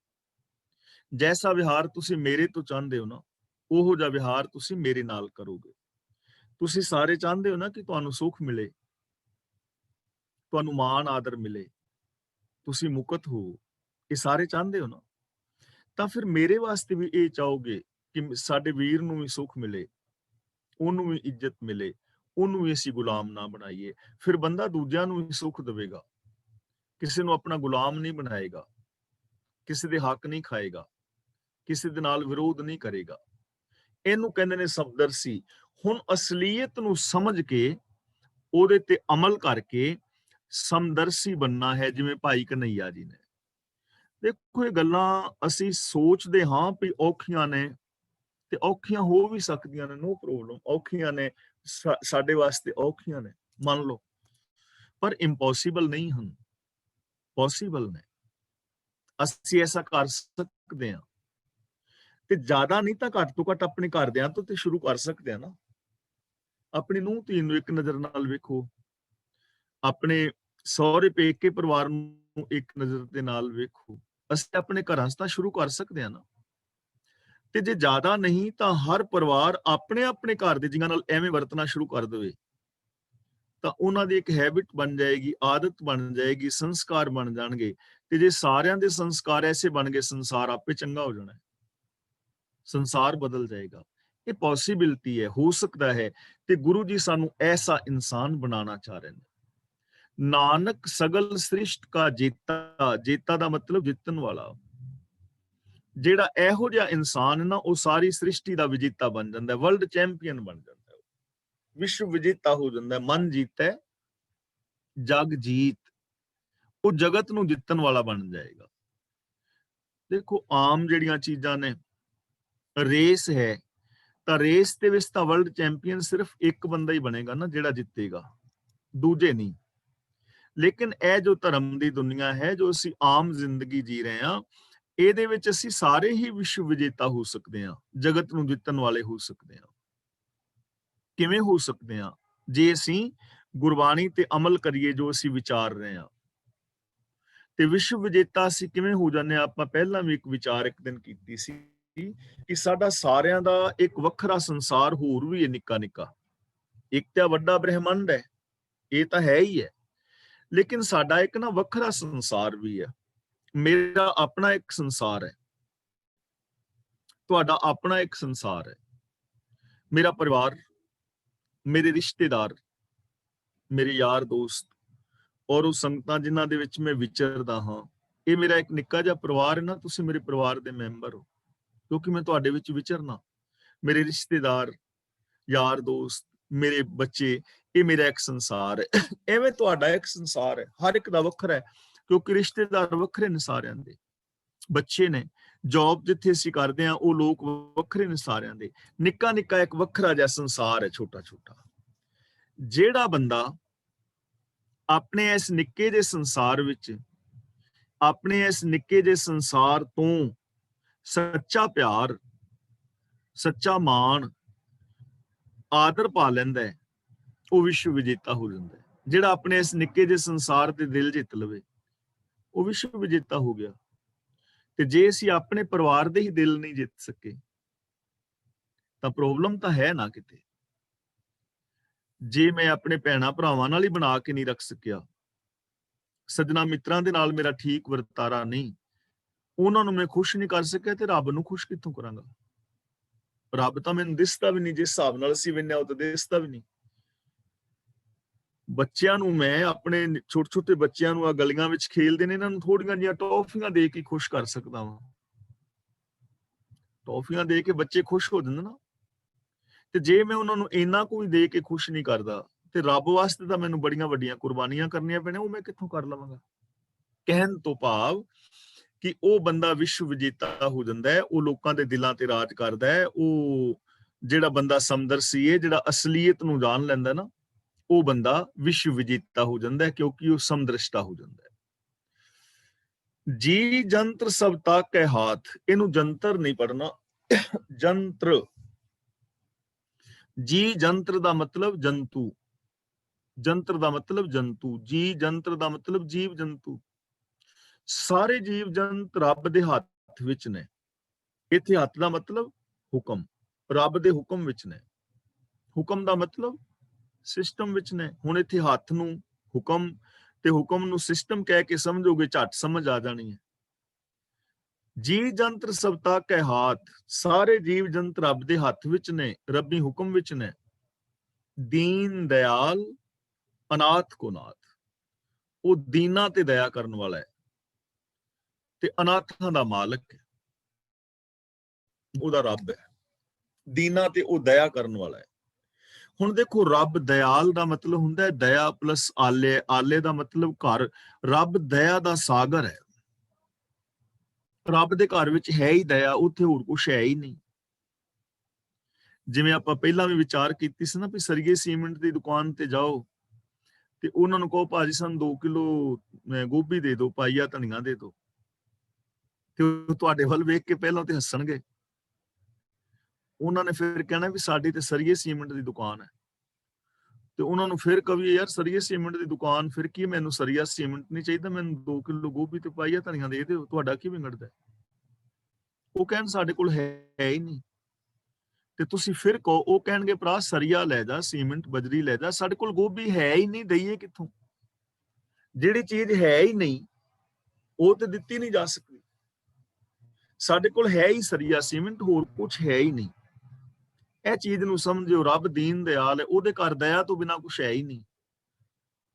ਜੇ ਤੁਸੀਂ ਕਹੋ ਨਾ ਵੀ ਰੱਬਾ ਥੋੜਾ ਜਿਹਾ ਕਹਿਰ ਕਰ, ਤੇ ਉਹਨੇ ਕਹਿਣਾ ਕਹਿਰ ਮੇਰੇ ਕੋਲ ਹੈ ਨਹੀਂ, ਮੇਰੇ ਕੋਲ ਤੇ ਹੈ ਹੀ ਦਇਆ। ਰੱਬ ਦਾ ਘਰ ਹੀ ਦਇਆ ਦਾ ਘਰ ਹੈ। ਰੱਬ ਹੈ ਹੀ ਦਇਆ ਦਾ ਸਾਗਰ। ਹੁਣ ਤੁਸੀਂ ਰੱਬ ਨੂੰ ਕਹੋ ਵੀ ਸਾਨੂੰ ਦਇਆ ਚਾਹੀਦੀ, ਉਹਨੂੰ ਕਹਿਣਾ ਲੈ ਜਾ, ਕਿੰਨੀ ਚਾਹੀਦੀ ਹੈ? ਬਈ ਮੈਂ ਤੇ ਪੈਸਿਆਂ ਤੋਂ ਬਿਨਾਂ ਦੇਣਾ, ਜਿੰਨੀ ਚਾਹੀਦੀ ਹੈ ਲੈ ਜਾ, ਜਿੰਨੀ ਚਾਹੀਦੀ ਹੈ ਵਰਤ ਲੈ। ਕਿੰਨੀ ਵਰਤਣੀ ਚਾਹੁੰਦੇ ਹੋ ਦਇਆ ਤੁਸੀਂ? ਸਾਡੇ ਤੇ ਡਿਪੈਂਡ ਕਰੇਗਾ ਨਾ। ਰੱਬ ਤੇ ਦਇਆ ਕਰ ਰਿਹਾ ਹੈ, ਉਹਨੇ ਸੂਰਜ ਬਣਾਤਾ, ਦਇਆ ਕੀਤੀ। ਚੰਦਰਮਾ ਹੈ, ਧਰਤੀ ਹੈ, ਗ੍ਰਹਿ ਨਕਸ਼ਤਰ ਨੇ, ਇੱਥੇ ਪੈਟਰੋਲੀਅਮ ਪਦਾਰਥ, ਲਵਣੀਏ ਪਦਾਰਥ, ਛਾਰੀਏ ਪਦਾਰਥ, ਤੈਲੀਏ ਪਦਾਰਥ, ਹਜ਼ਾਰਾਂ ਕਿਸਮ ਦਾ ਅੰਨ, ਹਜ਼ਾਰਾਂ ਕਿਸਮ ਦੇ ਫੁੱਲ ਫਲ, ਇੱਥੇ ਹਜ਼ਾਰਾਂ ਲੱਖਾਂ ਪਰਬਤ, ਇੱਥੇ ਝਰਨੇ, ਇੱਥੇ ਨਦੀਆਂ, ਨਾਲੇ, ਦਰਿਆ, ਜੀਵ ਜੰਤ, ਕਿੰਨਾ ਕੁਛ ਹੈ, ਜਿੰਨਾ ਮਰਜ਼ੀ ਵਰਤ ਲਓ। ਤੁਸੀਂ ਚਾਹੋ ਕਿ ਰੱਬਾ ਸਾਨੂੰ ਖੁਸ਼ੀ ਚਾਹੀਦੀ ਹੈ, ਤੇ ਉਹ ਕਹੇ ਵੀ ਖੁਸ਼ ਹੋ, ਕਿੰਨਾ ਹੋਣਾ ਚਾਹੁੰਦਾ ਹੈ, ਕਿੰਨਾ ਖੁਸ਼ ਹੋਣਾ ਚਾਹੁੰਦਾ ਹੈ? ਤੁਸੀਂ ਕਹੋ ਇਹਨਾਂ ਤੋਂ ਨੇ ਕਹਿਣਾ ਹੋ ਲੈ, ਨਾ ਹੋ ਜਾ, ਮੈਂ ਤੇ ਤੈਨੂੰ ਰੋਕਿਆ ਨਹੀਂ, ਹੋ ਖੁਸ਼। ਪਰ ਜਦੋਂ ਅਸੀਂ ਖੁਸ਼ ਹੋਣਾ ਹੀ ਨਹੀਂ ਚਾਹੁੰਦੇ, ਅਸੀਂ ਦਇਆ ਨੂੰ ਵਰਤ ਹੀ ਨਹੀਂ ਰਹੇ। ਦਇਆ ਮਿਲੇਗੀ ਤੇ ਉਨੀ ਨਾ ਜਿੰਨਾ ਸਾਡੇ ਕੋਲ ਬਰਤਨ ਹੋਏਗਾ। ਰੱਬਾ ਮੇਰੇ ਤੇ ਦਇਆ ਕਰ, ਮੈਂ ਪੜ੍ਹਨਾ ਚਾਹੁੰਦਾ। ਤੇ ਰੱਬ ਕਹਿੰਦਾ ਠੀਕ ਹੈ ਪੜ੍ਹ ਲੈ, ਕਿੰਨਾ ਪੜ੍ਹਨਾ ਚਾਹੁੰਦਾ ਹੈ? 10ਵੀਂ ਤੱਕ, 12ਵੀਂ ਤੱਕ ਵੀ ਇਹ ਕਰਨੀ ਚਾਹੁੰਦਾ ਹੈ, ਮੈਂ ਕਰਨੀ ਚਾਹੁੰਦਾ ਹੈ, ਤੂੰ 2 ਡਿਗਰੀਆਂ ਚਾਹੁੰਦਾ ਹੈ, 4 ਚਾਹੁੰਦਾ ਹੈ, 5 ਚਾਹੁੰਦਾ, ਜਿੰਨੀਆਂ ਮਰਜ਼ੀ ਕਰ ਲੈ, ਮਿਹਨਤ ਕਰਤੇ ਕਰ ਲੈ, ਲੇਕਿਨ ਹੋਣਗੀਆਂ ਉਨੀਆਂ ਜਿੰਨੀਆਂ ਮਿਹਨਤ ਕਰੇਗਾ, ਜਿੰਨੀ ਵਰਤੇਗਾ। ਵਰਤ ਲੈ ਦਿਮਾਗ ਨੂੰ। ਜਿੰਨੇ ਹੁਣ ਦੇਖੋ ਧੀਆਂ ਪੁੱਤਰ, ਭੈਣ ਭਰਾ, ਜ਼ਮੀਨ ਜਾਇਦਾਦ ਤੇ ਸਾਰਾ ਕੁਝ ਕਾਹਦੇ ਲਈ ਹੈ? ਅਸੀਂ ਵਿਆਹ ਕਿਉਂ ਕਰਾਇਆ? ਖੁਸ਼ੀ ਵਾਸਤੇ ਨਾ। ਤੇ ਜੁੰਡਿਓ ਜੁੰਡੀ ਤੇ ਅਸੀਂ ਜਾਣ ਕੇ ਹੁੰਦਿਆਂ ਵਿਆਹ ਤੇ ਖੁਸ਼ੀ ਵਾਸਤੇ ਕਰਾਇਆ ਸੀ। ਬੱਚਿਆਂ ਨੂੰ ਜਨਮ ਕਿਉਂ ਦਿੱਤਾ ਸੀ? ਖੁਸ਼ੀ ਵਾਸਤੇ। ਲੇਕਿਨ ਅਸੀਂ ਖੁਸ਼ੀ ਰੱਖ ਨਹੀਂ ਨਾ ਪਾਏ। ਸਾਡੇ ਜੀਵਨ ਦਾ ਢੰਗ ਗਲਤ ਹੋ ਗਿਆ ਨਾ। ਦੀਨ ਦਿਆਲ, ਦੀਨਾਂ ਦੇ ਉੱਤੇ ਦਇਆ ਕਰਨ ਵਾਲਾ ਹੈ। ਤੇ ਦੀਨ ਕੌਣ ਨੇ? ਕਹੋ ਕਬੀਰ ਨਿਰਧਨ ਹੈ ਸੋਈ ਜਾ ਕੇ ਹਿਰਦੈ, ਨਾਮ ਨਾ ਹੋਈ ਜਿਨ੍ਹਾਂ ਦੇ ਅੰਦਰ ਗੁਣ ਨਹੀਂ ਹਨ। ਉਹ ਦੀਨ ਨੇ। ਤੇ ਰੱਬ ਦੀਨਾਂ ਦੇ ਉੱਤੇ ਦਇਆ ਕਰਨ ਵਾਲਾ ਹੈ, ਨਿਰਗੁਣਿਆਂ ਨੂੰ ਗੁਣ ਬਖਸ਼ਣ ਵਾਲਾ ਹੈ। ਜਿੰਨੇ ਮਰਜ਼ੀ ਲੈ ਲਓ। ਅਨਾਥ ਕੋ ਨਾਥ, ਅਨਾਥਾਂ ਦਾ ਨਾਥ ਹੈ, ਨਿਕਸਮਿਆਂ ਦਾ ਖਸਮ ਹੈ। ਜਿਸ ਰਾਖੈ ਤਿਸ ਕੋਈ ਨਾ ਮਾਰੈ, ਜਿਹਨੂੰ ਰੱਖਦਾ ਹੈ ਉਹਨੂੰ ਕੋਈ ਨਹੀਂ ਮਾਰਦਾ। ਜਿਹਨੂੰ ਆਪਣੀ ਸ਼ਰਨ ਵਿੱਚ ਰੱਖਦਾ ਹੈ, ਉਹਨੂੰ ਕੋਈ ਨਹੀਂ ਮਾਰਦਾ। ਯਾਦ ਰੱਖਣਾ, ਇਹ ਗੱਲ ਸਰੀਰਕ ਮੌਤ ਦੀ ਨਹੀਂ ਹੈ। ਸਰੀਰਕ ਤੌਰ ਤੇ ਸਾਰਿਆਂ ਨੇ ਮਰ ਜਾਣਾ। ਇੱਕ ਸਚਾਈ ਹੈ, ਜੋ ਆਇਆ ਸੋ ਚਲ ਸੀ, ਸਭ ਕੋਈ ਆਈ ਵਾਰੀ ਹੈ। ਕਿਸੇ ਇੱਕ ਬੰਦੇ ਵਾਸਤੇ ਰੱਬ ਆਪਣੇ ਸਿਸਟਮ ਨੂੰ ਨਹੀਂ ਬਦਲਦਾ ਵੀ ਬਾਕੀ ਸਾਰਿਆਂ ਨੂੰ ਮਾਰ ਦੇਵੇ ਤੇ ਇੱਕ ਨੂੰ ਬਚਾ ਲਵੇ। ਉਹ ਸਿਸਟਮ ਨਹੀਂ ਬਦਲਦਾ, ਸਿਸਟਮ ਹੈ। ਇੱਥੇ ਮੌਤ ਦਾ ਮਤਲਬ ਆਤਮਿਕ ਮੌਤ ਹੈ। ਜਿਹਨੂੰ ਰੱਬ ਆਪਣੇ ਚਰਨਾਂ ਦੀ ਸ਼ਰਨ ਵਿੱਚ ਰੱਖਦਾ ਹੈ, ਯਾਨੀ ਜੋ ਰੱਬੀ ਰਜਾ ਵਿੱਚ ਤੁਰਦਾ ਹੈ, ਰੱਬੀ ਸ਼ਰਨ ਵਿੱਚ ਰਹਿੰਦਾ ਹੈ, ਉਹਨੂੰ ਕੋਈ ਆਤਮਿਕ ਮੌਤੇ ਨਹੀਂ ਮਾਰ ਸਕਦਾ। ਉਹਦੇ ਅੰਦਰੋਂ ਕੋਈ ਇਨਸਾਨੀਅਤ ਨੂੰ ਖਤਮ ਨਹੀਂ ਕਰ ਸਕਦਾ, ਉਹਦੀ ਕੋਈ ਜ਼ਮੀਰ ਨੂੰ ਮਾਰ ਨਹੀਂ ਸਕਦਾ। ਦੇਖੋ ਭਾਈ ਮਤੀ ਦਾਸ, ਉਹਨਾਂ ਦੇ ਸਰੀਰ ਨੂੰ ਤੇ ਖਤਮ ਕਰ ਦਿੱਤਾ, ਚੀਰ ਦਿੱਤਾ ਆਰੇ ਨਾਲ, ਸਰੀਰ ਤੇ ਖਤਮ ਹੋ ਗਿਆ। ਅਸੀਂ ਸ਼ਹੀਦੀ ਕਵਾਂਗੇ ਪਰ ਉਹ ਕਹਿਣਗੇ ਅਸੀਂ ਮਾਰ ਦਿੱਤਾ। ਪਰ ਜ਼ਮੀਰ ਨੂੰ ਕੋਈ ਮਾਰ ਸਕਿਆ? ਕੀ ਉਹਨਾਂ ਦੀ ਆਤਮਿਕ ਮੌਤ, ਆਤਮਿਕ ਜੀਵਨ ਨੂੰ ਕੋਈ ਆਂਚ ਵੀ ਪਹੁੰਚਾ ਸਕਿਆ? ਮਤਲਬ ਹੀ ਨਹੀਂ, ਸਵਾਲ ਹੀ ਨਹੀਂ ਪੈਦਾ ਹੁੰਦਾ। ਛੋਟੇ ਸਾਹਿਬਜ਼ਾਦੇ, ਉਹਨਾਂ ਨੂੰ ਨੀਹਾਂ ਵਿੱਚ ਚਿਣ ਦਿੱਤਾ ਨਾ, ਸਰੀਰ ਉਹਨਾਂ ਦਾ ਖਤਮ ਕਰਤਾ, ਸ਼ਹੀਦ ਹੋ ਗਏ ਉਹ। ਲੇਕਿਨ ਕੀ ਉਹਨਾਂ ਦੀ ਜ਼ਮੀਰ ਨੂੰ ਕੋਈ ਮਾਰ ਸਕਿਆ? ਉਹਨਾਂ ਦੇ ਅੰਦਰੋਂ ਇਨਸਾਨੀਅਤ ਨੂੰ ਕੋਈ ਮਾਰ ਸਕਿਆ? ਬਾਬਾ ਬੰਦਾ ਬਹਾਦਰ ਜੀ ਦੇ ਬੰਦ ਕੱਟ ਦਿੱਤੇ, ਉਹਨਾਂ ਦੀ ਅੱਖ ਕੱਢ ਦਿੱਤੀ ਸਰੀਆ ਗਰਮ ਮਾਰ ਕੇ, ਦੂਜੀ ਵੀ ਕੱਢਤੀ, ਹੱਥ ਕੱਟਤਾ, ਦੂਜਾ ਹੱਥ ਕੱਟਤਾ, ਪੈਰ ਕੱਟਤੇ, ਪੁੱਤਰ ਦਾ ਕਲੇਜਾ ਕੱਢ ਕੇ ਮੂੰਹ ਚ ਪਾਤਾ, ਜਮੂਰਾਂ ਨਾਲ ਮਾਸ ਨੋਚ ਦਿੱਤਾ। ਕੀ ਉਹਨਾਂ ਦੀ ਜ਼ਮੀਰ ਨੂੰ ਕੋਈ ਮਾਰ ਸਕਿਆ? ਨਾ।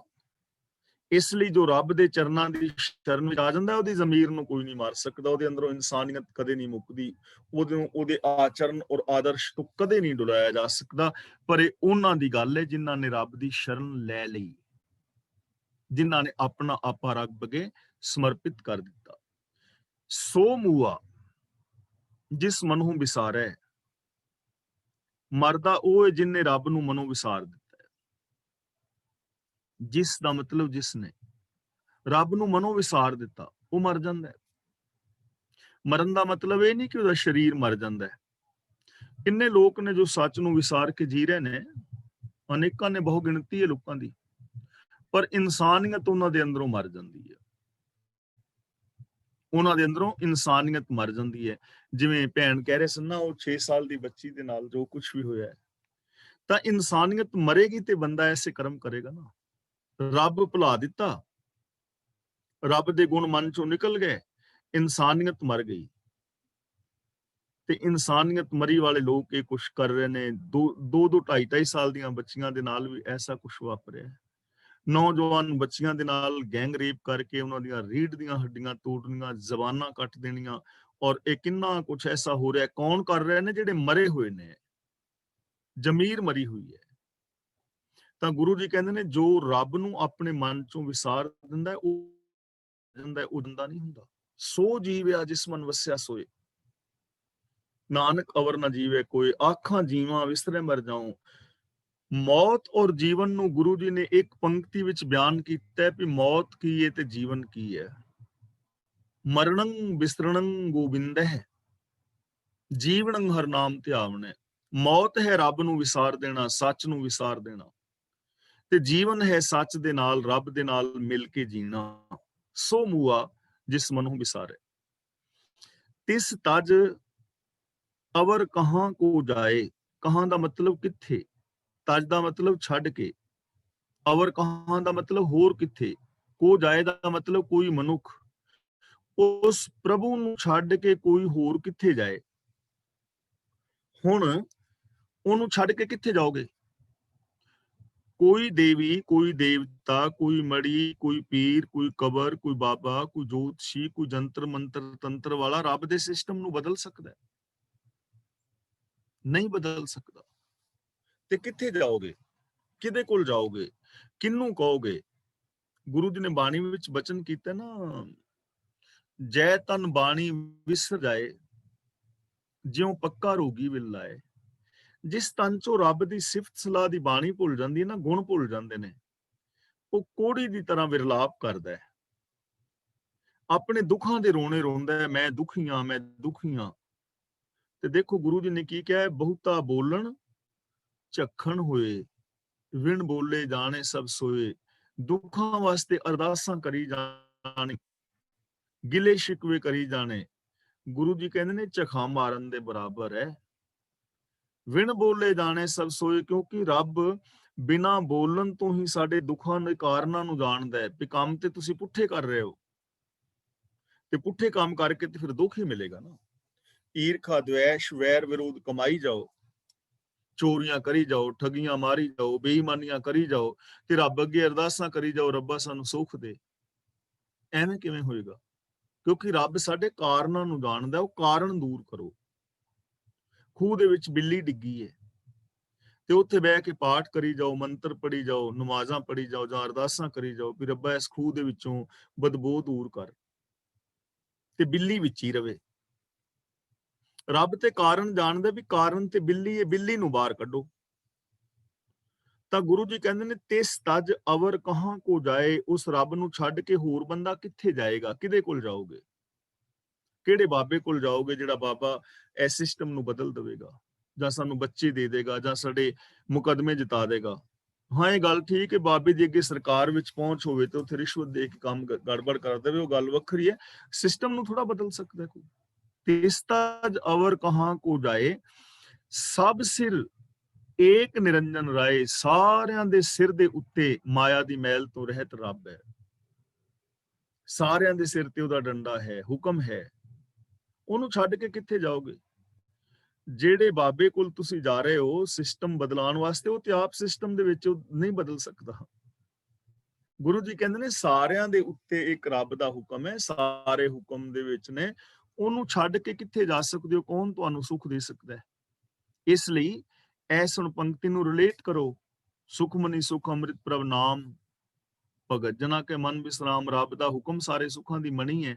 ਉਹਨੂੰ ਛੱਡ ਕੇ ਕਿਵੇਂ ਸੁੱਖ ਪਾ ਸਕਦੇ ਹੋ? ਸਿਸਟਮ ਹੈ ਨਾ, ਹੁਕਮ ਹੈ ਨਾ, ਸਾਰਿਆਂ ਦੇ ਉੱਤੇ ਉਹਦਾ ਹੁਕਮ ਹੈ। ਨਿਰੰਜਨ ਦਾ ਮਤਲਬ ਮਾਇਆ ਦੀ ਮੈਲ ਤੋਂ ਰਹਿਤ। ਸਭ ਜੀਵਾਂ ਦੇ ਸਿਰ ਤੇ ਇੱਕ ਆਪ ਪ੍ਰਭੂ ਹੈ ਜੋ ਮਾਇਆ ਦੇ ਪ੍ਰਭਾਵ ਤੋਂ ਪਰੇ ਹੈ। ਉਹਨੂੰ ਛੱਡ ਕੇ ਕਿੱਥੇ ਕੋਈ ਜਾਏ? ਭਾਵ ਕਿਤੇ ਨਹੀਂ ਜਾ ਸਕਦਾ। ਜੀ ਕੀ ਜੁਗਤ ਜਾ ਕੇ ਸਭ ਹਾਥ। ਜੀ ਕੀ ਜੁਗਤ, ਜਿਹਦੇ ਹੱਥ ਵਿੱਚ ਸਭ ਜੀਆਂ ਦੀ ਜੁਗਤ ਹੈ। ਜੁਗਤ ਦਾ ਮਤਲਬ ਬਣਤਰ ਜੀਵਨ ਦਾ ਢੰਗ, ਜਿਹਦੇ ਹੱਥ ਵਿੱਚ ਹੈ। ਹੱਥ ਦਾ ਮਤਲਬ ਹੁਕਮ, ਹੁਕਮ ਦਾ ਮਤਲਬ ਸਾਡੇ ਸਮਝਣ ਵਾਸਤੇ ਸਿਸਟਮ। ਸਾਰੀ ਜਿਹੜੀ ਜ਼ਿੰਦਗੀ ਹੈ ਇਹ ਰੱਬੀ ਹੁਕਮ ਦੇ ਵਿੱਚ ਹੈ, ਇਹ ਕਿਸੇ ਸਿਸਟਮ ਦੇ ਅੰਦਰ ਹੈ। ਜਿਵੇਂ ਜਿਵੇਂ ਇਹਨੂੰ ਤੁਸੀਂ ਫੋਲੋ ਕਰਦੇ ਹੋ, ਉਸ ਹੁਕਮ ਦੇ ਵਿੱਚ ਜੋ ਜੋ ਕੁਝ ਸੋਚਦੇ ਹੋ, ਕਰਦੇ ਹੋ, ਉਸੇ ਤਰ੍ਹਾਂ ਦੇ ਬਣਦੇ ਜਾਂਦੇ ਆ ਅਸੀਂ। ਜਿਵੇਂ ਦੇਖੋ ਅਲੱਗ-ਅਲੱਗ ਚੀਜ਼, ਜਿਵੇਂ ਇੱਕ ਇਵੈਂਟ ਹੈ, ਕੋਈ ਘਟਨਾ ਹੈ, ਉਸ ਘਟਨਾ ਤੋਂ ਹਰ ਬੰਦਾ ਅਲੱਗ-ਅਲੱਗ ਸੋਚਦਾ ਹੈ। ਘਟਨਾ ਇੱਕ ਹੀ ਹੈ, ਸੋਚਣ ਦਾ ਢੰਗ ਹੈ। ਜਿਵੇਂ ਤੁਹਾਡਾ ਕੋਈ ਸੱਜਣ ਮਿੱਤਰ ਤੁਹਾਡੇ ਕੋਲੋਂ ਗੁਜ਼ਰਿਆ, ਉਹਨੇ ਤੁਹਾਨੂੰ ਬੁਲਾਇਆ ਨਹੀਂ, ਇੱਕ ਇਵੈਂਟ ਹੈ, ਤੇ ਤੁਸੀਂ ਸੋਚਿਆ ਕਿ ਇਹ ਬੰਦਾ ਜਾਣ ਬੁੱਝ ਕੇ ਇਹਨੇ ਮੇਰੀ ਬੇਇੱਜ਼ਤੀ ਕੀਤੀ ਹੈ, ਮੈਂ ਵੀ ਇਹਦੀ ਇਸੇ ਤਰ੍ਹਾਂ ਕਰਾਂਗਾ। ਤਾਂ ਤੁਸੀਂ ਐਵੇਂ ਸੋਚ ਰਹੇ ਹੋ ਤੇ ਤੁਹਾਡੇ ਅੰਦਰ ਗੁੱਸਾ ਪੈਦਾ ਹੋ ਰਿਹਾ ਹੈ।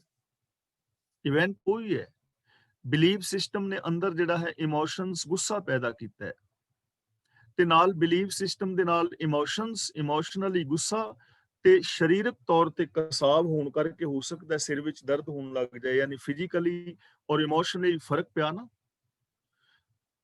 ਦੂਜਾ ਬੰਦਾ, ਘਟਨਾ ਇਹੋ ਹੀ ਹੈ, ਤੇ ਦੂਜਾ ਬੰਦਾ ਇਹ ਸੋਚਦਾ ਹੈ ਕਿ ਸ਼ਾਇਦ ਮੈਂ ਹੁਣ ਇੰਨਾ ਇੰਟਰਸਟਿੰਗ ਨਹੀਂ ਰਹਿ ਗਿਆ, ਇੰਨਾ ਇੰਜੋਇੰਗ ਨਹੀਂ ਰਹਿ ਗਿਆ, ਇਹ ਮੇਰੇ ਨਾਲੋਂ ਕਿਸੇ ਦੂਜੇ ਦੇ ਨਾਲ ਜ਼ਿਆਦਾ ਪਿਆਰ ਕਰਦਾ ਹੈ। ਤਾਂ ਤੁਹਾਡੇ ਅੰਦਰ ਗੁੱਸਾ ਆਇਆ ਸੀ, ਪਰ ਇਹਦੇ ਅੰਦਰ ਈਰਖਾ ਆਏਗੀ, ਜੈਲਸੀ ਪੈਦਾ ਹੋਏਗੀ।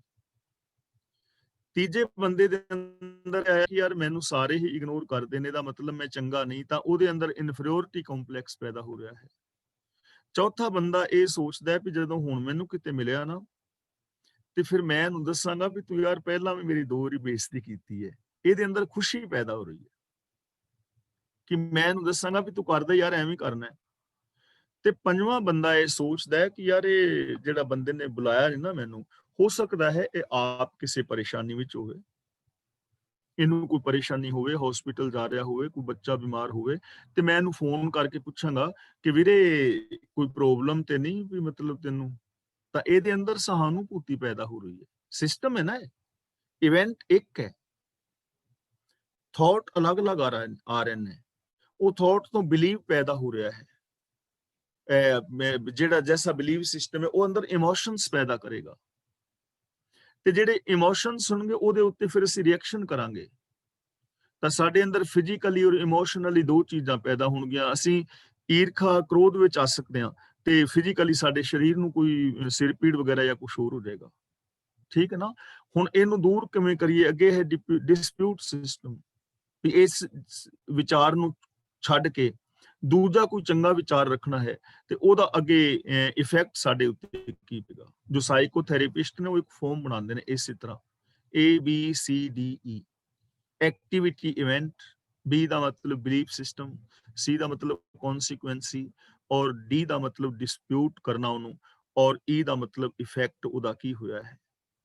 ਤਾਂ ਇਹ ਸਾਰੀ ਇੱਕ ਜੁਗਤ ਹੈ, ਇੱਕ ਸਿਸਟਮ ਹੈ। ਇਸ ਸਿਸਟਮ ਨੂੰ ਫੋਲੋ ਕਰਕੇ ਤੇ ਅਸੀਂ ਆਪਣੀਆਂ ਚੰਗੀਆਂ ਮਾੜੀਆਂ ਆਦਤਾਂ ਨੂੰ ਬਦਲ ਸਕਦੇ ਹਾਂ। ਜੀ ਕੀ ਜੁਗਤ ਜਾ ਕੇ ਸਭਾਤ, ਜੀ ਦੀ ਜੁਗਤ ਜਿਹੜੀ ਹੈ, ਜੀਵਨ ਦਾ ਢੰਗ ਉਸ ਰੱਬੀ ਸਿਸਟਮ ਦੇ ਵਿੱਚ ਹੈ। ਅੰਤਰ ਬਾਹਰ ਜਾਣੂ ਸਾਥ, ਗੁਰੂ ਜੀ ਕਹਿੰਦੇ ਨੇ ਉਸ ਪ੍ਰਭੂ ਨੂੰ ਅੰਦਰ ਬਾਹਰ ਸਭ ਥਾਈਂ ਆਪਣੇ ਨਾਲ ਸਮਝੋ। ਅੰਦਰ ਵੀ ਬਾਹਰ ਵੀ, ਇਹ ਅੰਦਰ ਬਾਹਰ ਦਾ ਮਤਲਬ ਹਰ ਥਾਂ ਤੇ ਆਪਣੇ ਅੰਦਰ ਸਮਝ, ਰੱਬ ਵਰਗੇ ਬਣ ਕੇ ਰਹੋ, ਤੇ ਬਾਹਰ ਦਾ ਮਤਲਬ ਦੂਜਿਆਂ ਦੇ ਵਿੱਚ ਵੀ ਰੱਬ ਨੂੰ ਵੇਖੋ, ਉਹ ਵੀ ਰੱਬ ਵਰਗੇ ਹੀ ਨੇ। ਆਪਣੇ ਘਰ ਵਿੱਚ ਜਿਹੋ ਜਿਹਾ ਵਿਹਾਰ ਕਰਦੇ ਦੂਜਿਆਂ ਦੇ ਨਾਲ ਵੀ ਚੰਗਾ ਵਿਹਾਰ ਕਰੋ।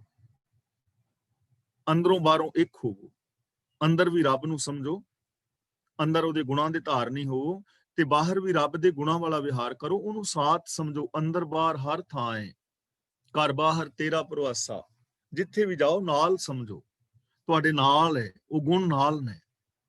ਦੇਖੋ ਕਿੰਨਾ ਨਾਲ ਜਾ ਰਹੇ ਨੇ, ਅੰਤਰ ਬਾਹਰ ਜਾਣੂ ਸਾਥ ਹੈ ਹੀ ਨਾਲ ਤੁਹਾਡੇ। ਉਹ ਪਿੱਛੇ ਕਹਿ ਨਾਨਕ ਇੱਕੋ ਪਸਰਿਆ, ਇੱਕ ਹੀ ਪਸਰਿਆ ਹੋਇਆ ਹੈ ਹੀ ਉਹ, ਅੰਦਰ ਬਾਹਰ ਉਹ ਵੀ ਹੈ। ਤਾਂ ਫਿਰ ਸਮਾਧੀ ਲਾਉਣ ਦੀ ਕੀ ਲੋੜ? ਜਿਹੜਾ ਅੰਦਰ ਬਾਹਰ ਹੈ ਹੀ ਉਹ, ਜਿਹੜਾ ਪਸਰਿਆ ਹੀ ਹੋਇਆ ਹੈ, ਉਹਨੂੰ ਵੇਖਣ ਵਾਸਤੇ ਸਮਾਧੀਆਂ ਲਾਉਣ ਦੀ ਲੋੜ ਨਹੀਂ, ਅੱਖਾਂ ਬੰਦ ਕਰਨ ਦੀ ਲੋੜ ਨਹੀਂ, ਸਗੋਂ ਅੱਖਾਂ ਖੋਲਣ ਦੀ ਲੋੜ ਹੈ। ਅੱਖਾਂ ਬੰਦ ਨਾ ਕਰੋ, ਅੱਖਾਂ ਖੋਲੋ। ਅਸੀਂ ਕੀ ਕਰ ਰਹੇ ਹਾਂ? ਗੁਰਦੁਆਰੇ ਸਾਹਿਬਾਨ ਵਿੱਚ ਜਾਈਏ, ਰਾਗੀ ਸਿੰਘ ਕੀਰਤਨ ਕਰ ਰਹੇ ਨੇ, ਅੱਖਾਂ ਬੰਦ। ਕਥਾਵਾਚਕ ਕਥਾ ਕਰ ਰਿਹਾ ਹੈ, ਅੱਖਾਂ ਬੰਦ। ਸੰਗਤ ਕੀਰਤਨ ਕਥਾ ਸੁਣ ਰਹੀ, ਅੱਖਾਂ ਬੰਦ। ਤੇ ਕਈ ਥਾਵਾਂ ਤੇ ਲਾਈਟਾਂ ਵੀ ਬੰਦ ਕਰ ਲਈਆਂ, ਤੇ ਬੈਠੇ ਹੁੰਨੇ ਆ ਅਸੀਂ ਇਸ ਤਰ੍ਹਾਂ ਧੌਣਾ ਸੁੱਟ ਕੇ ਥੱਲੇ। ਐਵੇਂ ਨਹੀਂ ਬਹਿਣਾ। ਗੁਰਦੁਆਰੇ ਤਾਂ ਰੀੜ ਦੀ ਹੱਡੀ ਸਿੱਧੀ ਕਰਕੇ ਬੈਠੋ, ਸਾਵਧਾਨ, ਇਕਾਗਰ ਚੀਤ, ਸਾਵਧਾਨ ਹੋ ਕੇ ਬੈਠੋ, ਇਕਾਗਰ ਚਿੱਤ ਹੋ ਕੇ ਬੈਠੋ, ਅੱਖਾਂ ਖੋਲੋ। ਅਸੀਂ ਅੱਖਾਂ ਬੰਦ ਕਰ ਲਈਆਂ, ਸਮਾਧੀਆਂ ਲਾਣੀਆਂ ਸਿਖਾਤੀਆਂ, ਅੱਖਾਂ ਬੰਦ ਕਰ ਲਈਆਂ। ਸਾਡੇ 80% ਨੌਜਵਾਨ ਨਸ਼ਿਆਂ ਵਿੱਚ ਚਲੇ ਗਏ, ਕਿਉਂਕਿ ਇਸ ਦੀ ਸਮਾਧੀਆਂ ਲਾਈ ਬੈਠੇ। ਮਿੱਟੀ ਰੱਖੋ ਅੱਖਾਂ। ਰਾਜਨੀਤਿਕ ਤੌਰ ਤੇ ਫੇਲ ਹੋ ਗਏ, ਧਾਰਮਿਕ ਤੌਰ ਤੇ ਸਾਡੀਆਂ ਮਰਿਆਦਾਵਾਂ ਤੋਂ ਕਿਹੜੇ ਪਾਸੇ ਨੂੰ ਚਲੇ ਗਏ, ਸਰੀਰਕ, ਮਾਨਸਿਕ, ਬੌਧਿਕ, ਆਤਮਿਕ ਤੌਰ ਤੇ ਹਾਲ ਕੀ ਹੋ ਗਿਆ। ਸਭ ਸਿੱਖਣ ਕੋ ਹੁਕਮ ਹੈ, ਗੁਰੂ ਮਾਨਿਓ ਗ੍ਰੰਥ, ਕਹਿ ਤੇ ਅਸੀਂ ਰਹੇ ਹਾਂ, ਪਰ ਸਾਡੀਆਂ ਅੱਖਾਂ ਬੰਦ ਕਰਾ ਦਿੱਤੀਆਂ। ਸਾਨੂੰ ਪਤਾ ਹੀ ਨਹੀਂ ਲੱਗਾ 16-17 ਹਜ਼ਾਰ ਡੇਰੇ ਬਾਬਿਆਂ ਦੇ ਕਦੋਂ ਪੰਜਾਬ ਦੇ ਵਿੱਚ ਬਣ ਗਏ। ਅਸੀਂ ਅੱਖਾਂ ਬੰਦ ਕਰੀ ਰੱਖੇ, ਸਾਨੂੰ ਪਤਾ ਹੀ ਨਹੀਂ ਲੱਗਾ ਸਾਡੇ ਲੋਕੀ ਕਦੋਂ ਨਿਰੰਕਾਰੀ ਔਰ ਰਾਧਾ ਸਵਾਮੀ ਦੇ ਚਰਨਾਂ ਵਿੱਚ ਜਾ ਪਏ, ਕਦੋਂ ਅਸੀਂ ਦੇਹ ਧਾਰੀਆਂ ਦੇ ਚੱਕਰ 'ਚ ਪੈ ਗਏ, ਪਤਾ ਹੀ ਨਹੀਂ ਲੱਗਾ, ਕਿਉਂਕਿ ਅੱਖਾਂ ਬੰਦ ਨੇ। ਇਸ ਲਈ ਅੱਖਾਂ ਬੰਦ ਨਾ ਕਰੋ, ਅੱਖਾਂ ਖੋਲੋ। ਅੱਖਾਂ ਖੋਲ ਕੇ ਰੱਬ ਨੂੰ ਚੁਫੇਰੇ ਵੇਖੋ, ਰੱਬ ਵਰਗਾ ਵਿਹਾਰ, ਸਤਕਾਰ, ਪਿਆਰ ਕਰੋ। ਅੰਤਰ ਬਾਹਰ ਜਾਣੋ ਸਾਥ, ਗੁਣ ਨਿਧਾਨ ਬੇਅੰਤ ਅਪਾਰ। ਗੁਣ ਨਿਧਾਨ ਦਾ ਮਤਲਬ ਰੱਬ ਗੁਣਾਂ ਦਾ ਖਜ਼ਾਨਾ ਹੈ, ਬੇਅੰਤ ਹੈ, ਅੰਤ ਤੋਂ ਪਰੇ ਹੈ। ਅਪਾਰ, ਉਹਦਾ ਪਾਰ ਨਹੀਂ ਪਾਇਆ ਜਾਂਦਾ। ਗੁਣਾਂ ਦਾ ਖਜ਼ਾਨਾ ਹੈ, ਬੇਅੰਤ ਹੈ, ਅਪਾਰ ਹੈ, ਉਹਦਾ ਅੰਤ ਨਹੀਂ ਪਾਇਆ ਜਾਂਦਾ। ਰੱਬ ਗੁਣਾਂ ਦਾ ਖਜ਼ਾਨਾ ਹੈ, ਤੇ ਉਹ ਗੁਣਾਂ ਦਾ ਖਜ਼ਾਨਾ ਹੈ ਕਿੱਥੇ? ਸਾਡੇ ਅੰਦਰ ਹੈ। ਰੱਬ ਦੇ ਭਗਤ ਉਹਨਾਂ ਗੁਣਾਂ ਨੂੰ ਵਰਤਦੇ ਨੇ। ਗੁਣ ਨਿਧਾਨ ਭਗਤਨ ਕੋ ਵਰਤਨ, ਬਿਰਲਾ ਪਾਵੇ ਕੋਈ। ਉਹਨਾਂ ਗੁਣਾਂ ਨੂੰ ਵਰਤੋ, ਜਿਵੇਂ ਜਿਵੇਂ ਵਰਤੋਗੇ ਤਿਵੇਂ ਤਿਵੇਂ ਵਧਣਗੇ। ਅਸੀਂ ਇਹ ਨਹੀਂ ਕਹਿ ਸਕਦੇ ਕਿ ਸਾਡੇ ਅੰਦਰ ਇੰਨੇ ਕੁ ਗੁਣ ਨੇ। ਨਾ, ਬਹੁਤ ਗੁਣ ਨੇ। ਉਸ ਕਿਸੇ ਵੀ ਗੁਣ ਦਾ ਜਿੰਨਾ ਮਰਜ਼ੀ ਤੁਸੀਂ ਵਿਸਤਾਰ ਕਰ ਸਕਦੇ ਹੋ, ਐਕਸਪਰਟ ਹੋ ਸਕਦੇ ਹੋ ਕਿਸੇ ਵੀ ਗੁਣ ਵਿੱਚ। ਇੱਕ ਗੁਣ ਨੂੰ ਲੈ ਕੇ ਉਹਦਾ ਵਿਸਥਾਰ ਕਰੋ, ਐਕਸਪਰਟ ਹੋ ਸਕਦੇ ਹੋ, ਮਹਾਨ ਹੋ ਸਕਦੇ ਹੋ। ਅਨੰਤ ਗੁਣ ਨੇ, ਗੁਣਾਂ ਦਾ ਖਜ਼ਾਨਾ ਹੈ, ਬੇਅੰਤ ਹੈ, ਪਾਰ ਤੋਂ ਰਹਿਤ ਹੈ। ਨਾਨਕ ਦਾਸ ਸਦਾ ਬਲਿਹਾਰ। ਗੁਰੂ ਪਾਤਸ਼ਾਹ ਜੀ ਕਹਿੰਦੇ ਨੇ ਪ੍ਰਭੂ ਦੇ ਸੇਵਕ ਪ੍ਰਭੂ ਤੋਂ ਬਲਿਹਾਰ ਜਾਂਦੇ ਨੇ। ਦੇਖੋ ਰੱਬ ਦੇ ਸੇਵਕ ਕੌਣ ਨੇ ਜਿਹੜੇ ਉਸ ਤੋਂ ਬਲਿਹਾਰ ਜਾ ਰਹੇ ਨੇ? ਹੁਣ ਗੁਰੂ ਜੀ ਇਹ ਨਹੀਂ ਕਹਿ ਰਹੇ ਕਿ ਰੱਬ ਦੇ ਸੇਵਕ ਮਾਲਾ ਫੇਰਦੇ ਨੇ। ਗੁਰੂ ਜੀ ਇਹ ਨਹੀਂ ਕਹਿ ਰਹੇ ਰੱਬ ਦੇ ਸੇਵਕ ਜਿਹੜੇ ਨੇ ਉਹ ਗ੍ਰਸਤ ਨੂੰ ਛੱਡ ਕੇ ਬਾਬੇ ਬਣ ਜਾਂਦੇ ਨੇ, ਜੰਗਲਾਂ ਵਿੱਚ ਚਲੇ ਜਾਂਦੇ ਨੇ, ਯੋਗਾ ਕਰਦੇ ਨੇ, ਮੈਡੀਟੇਸ਼ਨ ਕਰਦੇ ਨੇ, ਜਾਂ ਉਹ ਮਾਲਾ ਫੇਰਦੇ ਨੇ, ਜਾਂ ਉਹ ਸਮਾਧੀਆਂ ਲਾਉਂਦੇ ਨੇ। ਇਹ ਥੋੜਾ ਕਹਿ ਰਹੇ ਨੇ ਨਾਨਕ ਦਾਸ ਸਦਾ ਬਲਿਹਾਰ। ਰੱਬ ਤੋਂ ਬਲਿਹਾਰ ਹੁੰਦੇ ਨੇ, ਸਦਕੇ ਜਾਂਦੇ ਨੇ, ਯਾਨੀ ਉਹਦੇ ਹੁਕਮ ਵਿੱਚ ਤੁਰਦੇ ਨੇ। ਬਲ, ਤਾਕਤ, ਹਾਰ ਜਾਣਾ। ਬਲਿਹਾਰ ਜਾਣ ਦਾ ਮਤਲਬ ਸਰੈਂਡਰ ਹੋਣਾ। ਬਲਿਹਾਰ ਜਾਣ ਦਾ ਮਤਲਬ ਹੁਕਮ ਨੂੰ ਮੰਨਣਾ। ਰੱਬ ਦੇ ਜੋ ਦਾਸ ਨੇ ਉਹ ਹੁਕਮ ਨੂੰ ਮੰਨਦੇ ਨੇ। ਤੇ ਇਹਨੂੰ ਹੁਣ ਰਿਲੇਟ ਕਰੋ ਉਸ ਪੰਕਤੀ ਦੇ ਨਾਲ, ਸੁਖ ਮਨੇ ਸੁਖ ਅੰਮ੍ਰਿਤ ਪ੍ਰਭ ਨਾਮ ਭਗਤ ਜਨਾ ਕਹਿ ਮਨ ਵਿਸਰਾਮ। ਨਾਮ ਦਾ ਮਤਲਬ ਹੁਕਮ ਮੰਨਦੇ ਨੇ। ਬਲਿਹਾਰ ਜਾਣ ਦਾ ਮਤਲਬ ਹੁਕਮ ਨੂੰ ਮੰਨਣਾ ਹੈ। ਤਾਂ ਰੱਬੀ ਹੁਕਮ ਦੇ ਅੰਦਰ ਜ਼ਿੰਦਗੀ ਜੀਣੀ ਹੀ ਰੱਬ ਦੀ ਭਗਤੀ ਹੈ। ਰੱਬ ਦੇ ਜੋ ਪਿਆਰੇ ਨੇ ਰੱਬ ਤੋਂ ਕੁਰਬਾਨ ਜਾਂਦੇ ਨੇ, ਵਾਰ ਨੇ ਸਦਕੇ ਹੁੰਦੇ ਨੇ, ਰੱਬੀ ਗੁਣਾਂ ਦੇ ਧਾਰਨੀ ਹੁੰਦੇ ਨੇ, ਰੱਬੀ ਰਜਾ ਦੇ ਅੰਦਰ ਉਹ ਜੀਵਨ ਬਤੀਤ ਕਰਦੇ ਹਨ। ਤਾਂ ਅੱਜ ਦੇ ਇਸ ਸ਼ਲੋਕ ਔਰ ਅਸ਼ਟਪਦੀ ਹੀ ਅਸੀਂ ਸਮਝ ਰਹੇ ਹਾਂ ਨਾਨਕ ਏਕੋ ਪਸਰਿਆ। ਉਹ ਇੱਕੋ ਜਿਹੜਾ ਹੈ ਉਹ ਅਨੇਕਾਂ ਢੰਗਾਂ ਤਰੀਕਾਂ ਦੇ ਨਾਲ ਪਸਰਿਆ ਹੋਇਆ ਹੈ। ਇੱਕ ਦਾ ਹੀ ਜਿਹੜਾ ਹੁਕਮ ਹੈ ਇਸ ਸੰਸਾਰ ਦੇ ਅੰਦਰ ਚੱਲ ਰਿਹਾ ਹੈ। ਜਿਹੜਾ ਉਸ ਪ੍ਰਭੂ ਪਰਮਾਤਮਾ ਦੇ ਹੁਕਮ ਰਜਾ ਦੇ ਅੰਦਰ ਚੱਲਦਾ ਹੈ ਉਸ ਦੀ ਜ਼ਿੰਦਗੀ ਜਿਹੜੀ ਹੈ ਉਹ ਸਫਲੀ ਹੋ ਜਾਂਦੀ ਹੈ। ਔਰ ਸਾਨੂੰ ਇਹ ਚੀਜ਼ ਸਮਝਣ ਦੀ ਲੋੜ ਹੈ, ਜੀ ਜੰਤ ਕੇ ਠਾਕੁਰਾ ਆਪੇ ਵਰਤਨਹਾਰ, ਨਾਨਕ ਏਕੋ ਪਸਰਿਆ। ਦੂਜਾ ਕਹਿ ਦ੍ਰਿਸ਼ਾਰ ਕਿ ਇੱਕ ਹੀ ਪਸਰਿਆ ਹੋਇਆ ਹੈ, ਉਹਦੇ ਤੋਂ ਬਿਨਾਂ ਦੂਜਾ ਕਿਹਨੂੰ ਵੇਖੀਏ? ਭਾਵ ਕੋਈ ਦੂਜਾ ਦਿਸਦਾ ਹੀ ਨਹੀਂ ਹੈ। ਇਸ ਲਈ ਸਾਰਾ ਦਿਸਦਾ ਹੋਇਆ ਜਗਤ ਜਦੋਂ ਇਹਨੂੰ ਸਮੁੱਚਤਾ ਦੇ ਰੂਪ ਵਿੱਚ ਵੇਖੋਗੇ ਤਾਂ ਇਹ ਰੱਬ ਦਾ ਹੀ ਰੂਪ ਹੈ। ਸਾਡੇ ਵਿੱਚੋਂ ਰੱਬ ਦੇ ਵਿੱਚ ਕੋਈ ਫਰਕ ਨਹੀਂ ਹੈ, ਪਰ ਜੇ ਅਸੀਂ ਸਮਝ ਲਈਏ, ਆਪਣੇ ਆਪ ਨੂੰ ਗੁਣਾਂ ਦੇ ਵਿੱਚ ਅਭੇਦ ਕਰ ਲਈਏ, ਰੱਬ ਇੱਕ ਜ਼ਿੰਦਗੀ ਦਾ ਦਰਿਆ ਹੈ, ਅਸੀਂ ਉਹਦੀਆਂ ਲਹਿਰਾਂ, ਉਹਦੇ ਬੁਲਬੁਲੇ ਹਾਂ। ਜੇ ਰੱਬ ਇੱਕ ਪੇੜ ਹੈ ਤਾਂ ਅਸੀਂ ਉਹਦੇ ਫੁੱਲ, ਪੱਤੇ ਔਰ ਟਹਿਣੀਆਂ ਹਾਂ। ਇੱਕ ਹੀ ਭਰਿਆ ਹੋਇਆ ਹੈ, ਇੱਕ ਦਾ ਹੁਕਮ ਹੈ, ਉਹਦੇ ਗੁਣਾਂ ਦੇ ਧਾਰਨੀ ਹੋਣਾ ਹੈ। ਆਪਣੇ ਅੰਦਰ ਔਰ ਦੂਜਿਆਂ ਦੇ ਵਿੱਚ ਉਹਦੀ ਇੱਕ ਜੋਤ ਨੂੰ ਵੇਖਣਾ ਹੈ, ਔਰ ਆਪਣੇ ਅੰਦਰ ਔਰ ਬਾਹਰ ਰੱਬੀ ਗੁਣਾਂ ਦੇ ਅਸੀਂ ਧਾਰਨੀ ਹੋਣਾ ਹੈ, ਔਰ ਆਪਣੇ ਵਿਹਾਰ ਨੂੰ ਬਦਲਣਾ ਹੈ, ਸੋਚ ਨੂੰ ਬਦਲਣਾ ਹੈ। ਜਿਹੜਾ ਬੰਦਾ ਤਤ ਦਾ ਬੇਤਾ ਹੋ ਜਾਏਗਾ, ਇਸ ਅਸਲੀਅਤ ਨੂੰ ਸਮਝ ਲਏਗਾ, ਉਹ ਫਿਰ ਇੱਕ ਦ੍ਰਿਸ਼ਟੀਤਾ ਹੋ ਜਾਏਗਾ, ਭਾਵ ਇੱਕੋ ਜਿਹੀ ਉਹਦੀ ਦ੍ਰਿਸ਼ਟੀ ਹੋ ਜਾਏਗੀ, ਉਹਦਾ ਜੀਵਨ ਬਦਲ ਜਾਏਗਾ। ਇਹਨਾਂ ਕੁਝ ਕਹਿੰਦਾ ਹੋਇਆ ਮੈਂ ਖਿਮਾ ਦਾ ਜਾਚਕ ਹਾਂ।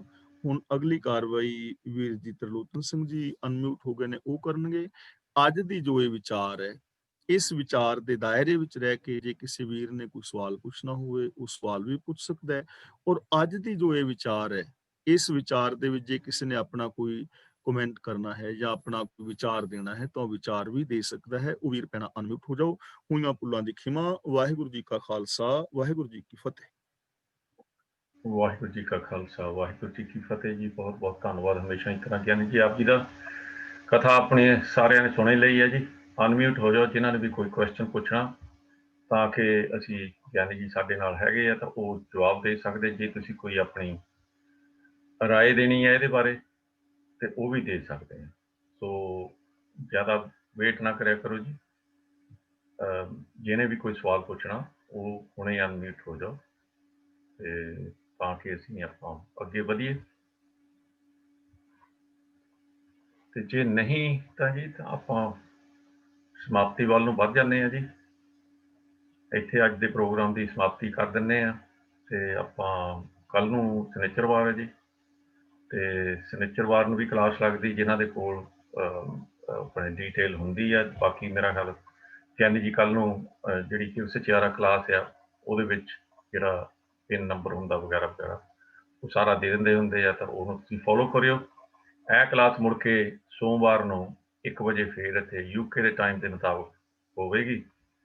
ਤੇ ਉਸ ਟਾਈਮ ਤਾਈਂ ਆਪਾਂ ਛੁੱਟੀਆਂ ਲੈ ਲਈਏ ਸਾਰਿਆਂ ਕੋਲੋਂ ਤੇ ਵਾਪਸ ਆਉਂਦੇ ਆ ਜੀ।